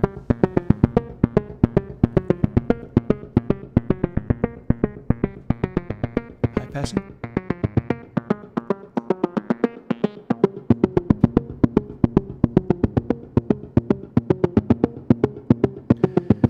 I can make it hit sort of low mids without as much of a low thump, because the low thump doesn't really help this one that much. If I put it at a high discontinuity,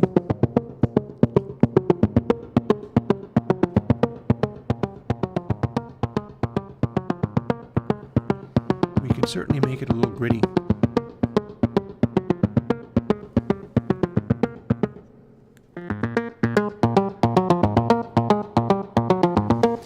Here's where it has a kind of 303 quality to it. In fact, that may very well be what it is. I may be running a 303 and then subdividing the other stuff off of that. Wouldn't be surprised. That's the kind of thing I would do.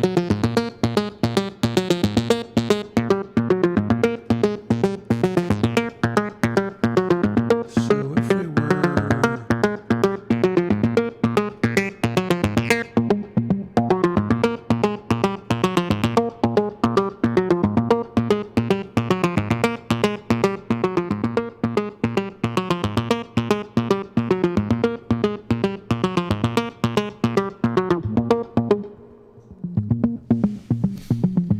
So we can make it do this kind of thing.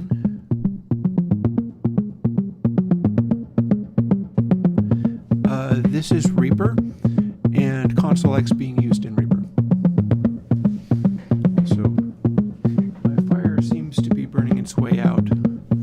It's still so cold that I need to keep that going.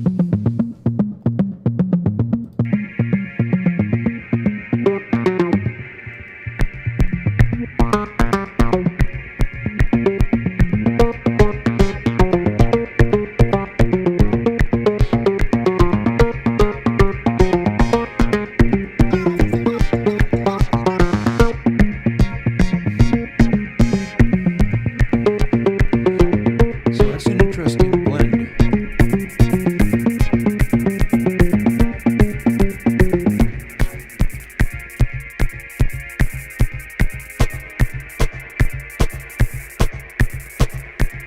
And it sinks back.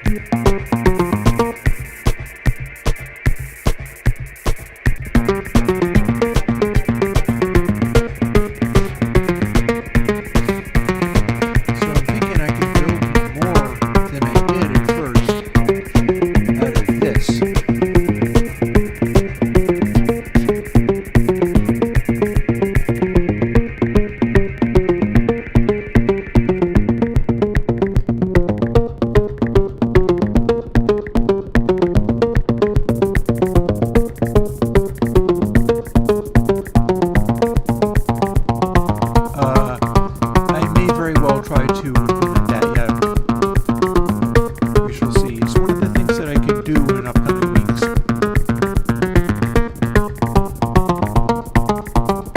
This is kind of where this one started.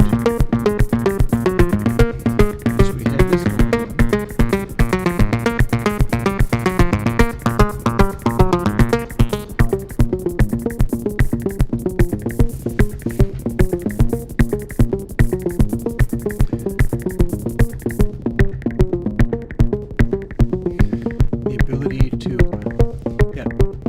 Here's what this is, and the stream is basically at an end today. I don't think I have any further to do here. This is probably the best I'm going to get for settings on this, and that's fine. And the way this all was made to happen was I started out by recording that synth, Mad Riff, and it is sequencing the modular synthesizer, and it is probably sequencing the modular synthesizer through like running some kind of timing thing that is then being subdivided, resulting in this.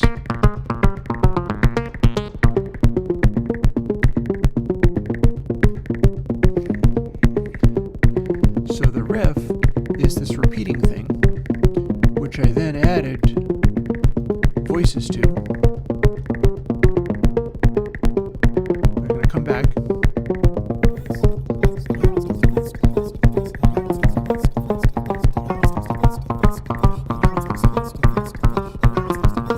Because I came up with lyrics for it, which were, it always comes to this, to this, to this. And then I sang them both at regular speed and at half speed. I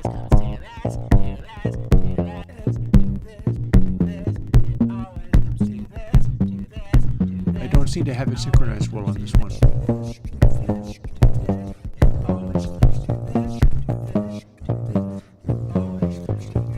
And so I did vocals over this riff, which is not an easy riff to sing over. So my low one was done more or less at the same speed. And then I did a chipmunk vocal, which is half speed, where I try to really lock on very accurately. If I had the LR convolver, I would try to use it for this. No question about it. I would absolutely try to convolve these two sounds together. Because one has my frequency and the riff, and the other one is this very characterful, although horrible, vocal. And we have the outro. I'm actually hitting the notes of what it's doing fairly well, because it's the same notes every time. Including, oh, it doesn't actually appear in the low fox. We have the beginning of.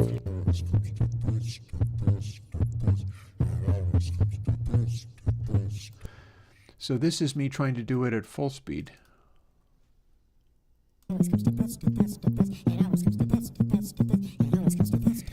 I think that's still going to be slowed down a little bit. I mean, sped up a little bit. That's definitely not what it really is. But it's still very tough. And then I've got this over here.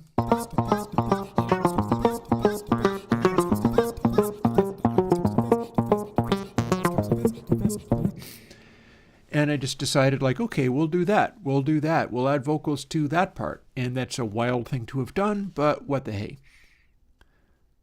And then, of course, that goes alongside this madness.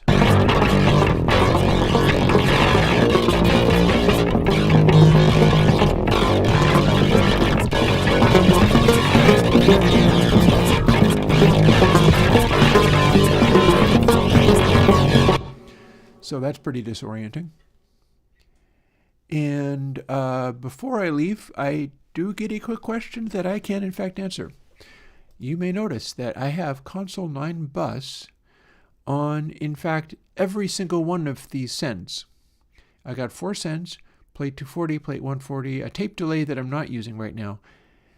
if I continue to not use it, I might end up coming up with something else to do with it. And Flutter. Flutter is making a stereo effect. And the reason I have Console 9 bus on there is because I'm sending from a track with ConsoleX channel to this and then hitting ConsoleX channel again. Like we've got this going on.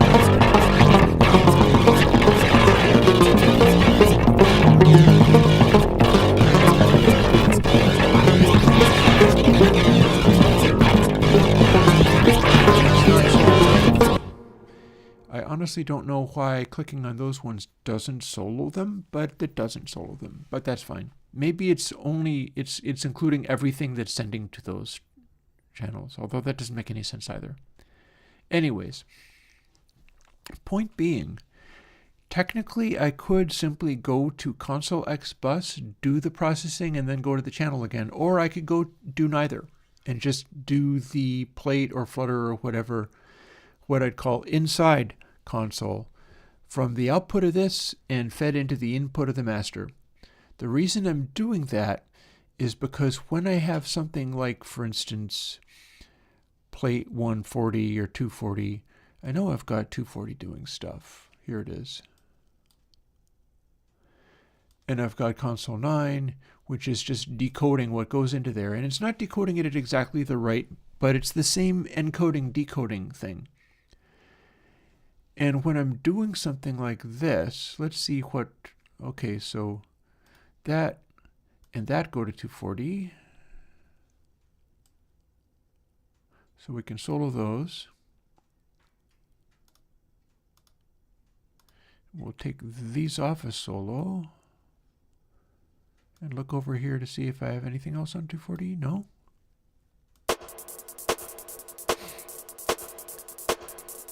So here's the thing. I can send to play 240 and not run ConsoleX channel. But if I do in fact run ConsoleX channel on the, I'm effectively taking a reverb and running it back into the same console that everything else is in. It means I can do this.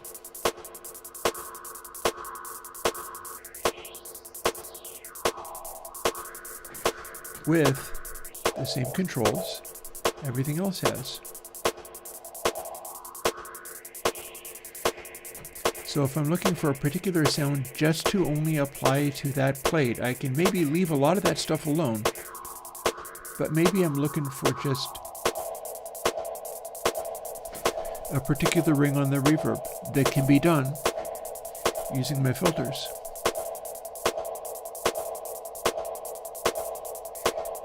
And boosting it that much does actually make it so that it's louder. But you know, another thing that I can do is assign it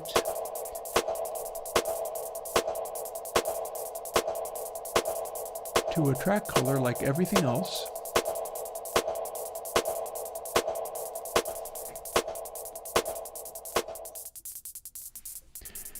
Now it's associated with the guitars and the snare and everything. So if I turn all this stuff on, I guess my guitar is deleted, or what do we got going on here?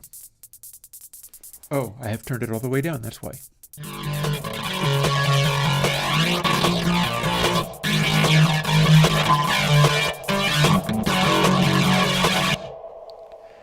We've got the guitar, the snare, and plate 240 all on the red fader.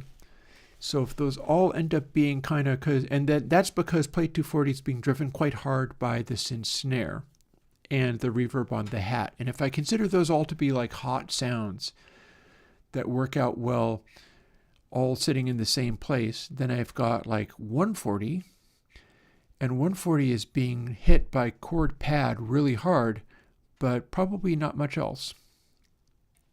So if I assign that to the green channel,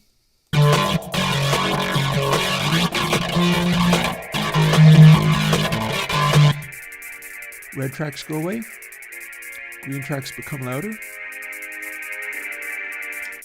green tracks go away.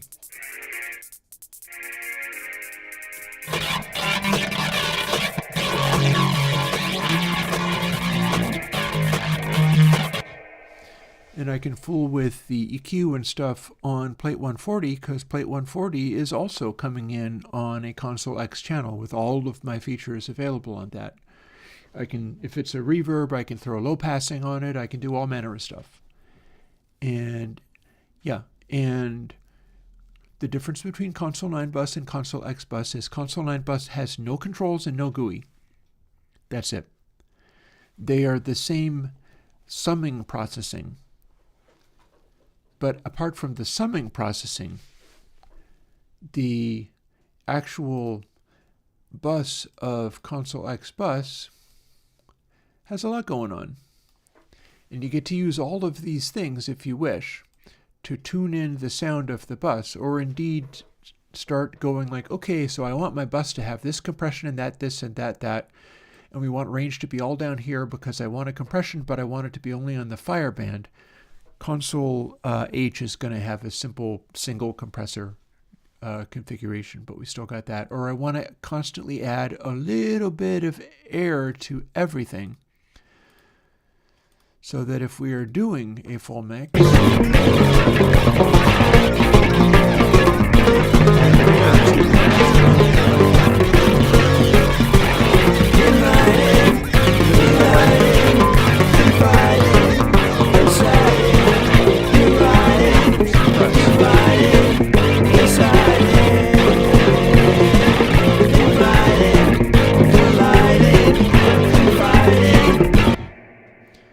this now has me puzzled. Why are we... Oh, is it because ratio is... Oh, we're hitting the... So here's the thing that can happen. We compress so hard we're smashing the bus.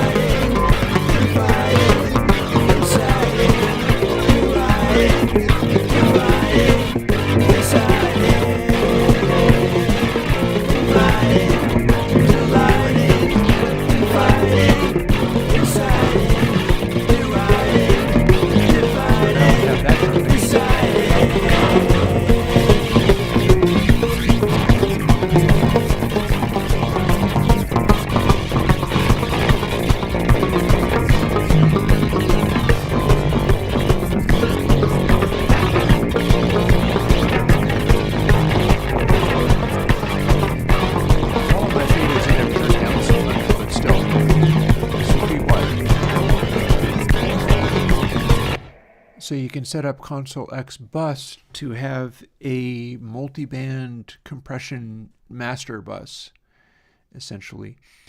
And that's one of the tools that can be used to get all of this stuff going. What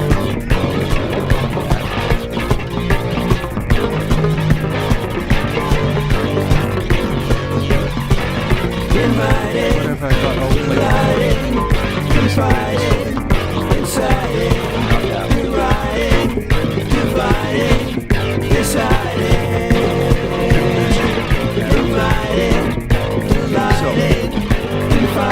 If you don't want all this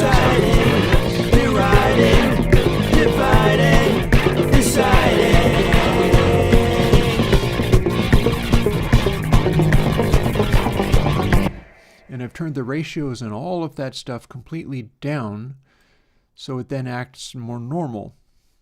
Yeah, where's that confounded bridge? We'll come up with the bridge. We'll figure out something to make it be a bridge. But for now, before it gets to be like 6 o'clock or whatever, I have my dinner to eat. And I think I have answered the question of using Console 9 bus, which you could use this going to it, but you're already coming out of a ConsoleX channel and going into a ConsoleX bus. You could use Console 9 bus on the master if you really wanted to not be doing any of this. You just saw how I made it go kind of crazy. And I slammed the compression. I'm peaking way over 0 dB. So rather than just distorting, it engaged a bunch of compression and it acted all crazy. And then it turned off the ratio. So the ratios are all 1-to-1. All of this still applies. I could throw parametric boosts or fiddle with Stonefire on the bus, and that's going to change the summing. And you could use Console 9 channel for everything, And you can mix and match any of those things. In fact, let me save that and quit. By the time we're done, you will have a Console H, which is the hip-hop version that's much more destructive to the sounds, and you'll be able to intermingle any of those things with any of the Console 9 and any of the Console X. And if I come up with even more, like Console S, Symphonic, all of those things will be interchangeable. Because I think the Console 9 summing is good enough to run with for like everything. And with a bit of luck, I'll come back on Thursday, if all goes well, and we'll start cleaning that up and arranging it. Because we've got a lot of the sounds dialed in, but we've still got everything playing at all times. And this is where I need to start hitting S for splitting those regions and editing them the heck down. And maybe throwing in other stuff. I'll drag other stuff from the first session. But next time it'll be trying to make it seem like some cool sounding song rather than just all of the things playing all the time. And so, yeah, I don't know if I call it legendary, but I'm doing my best, and my best does amount to something. On that note, I'll talk to you later. Bye-bye.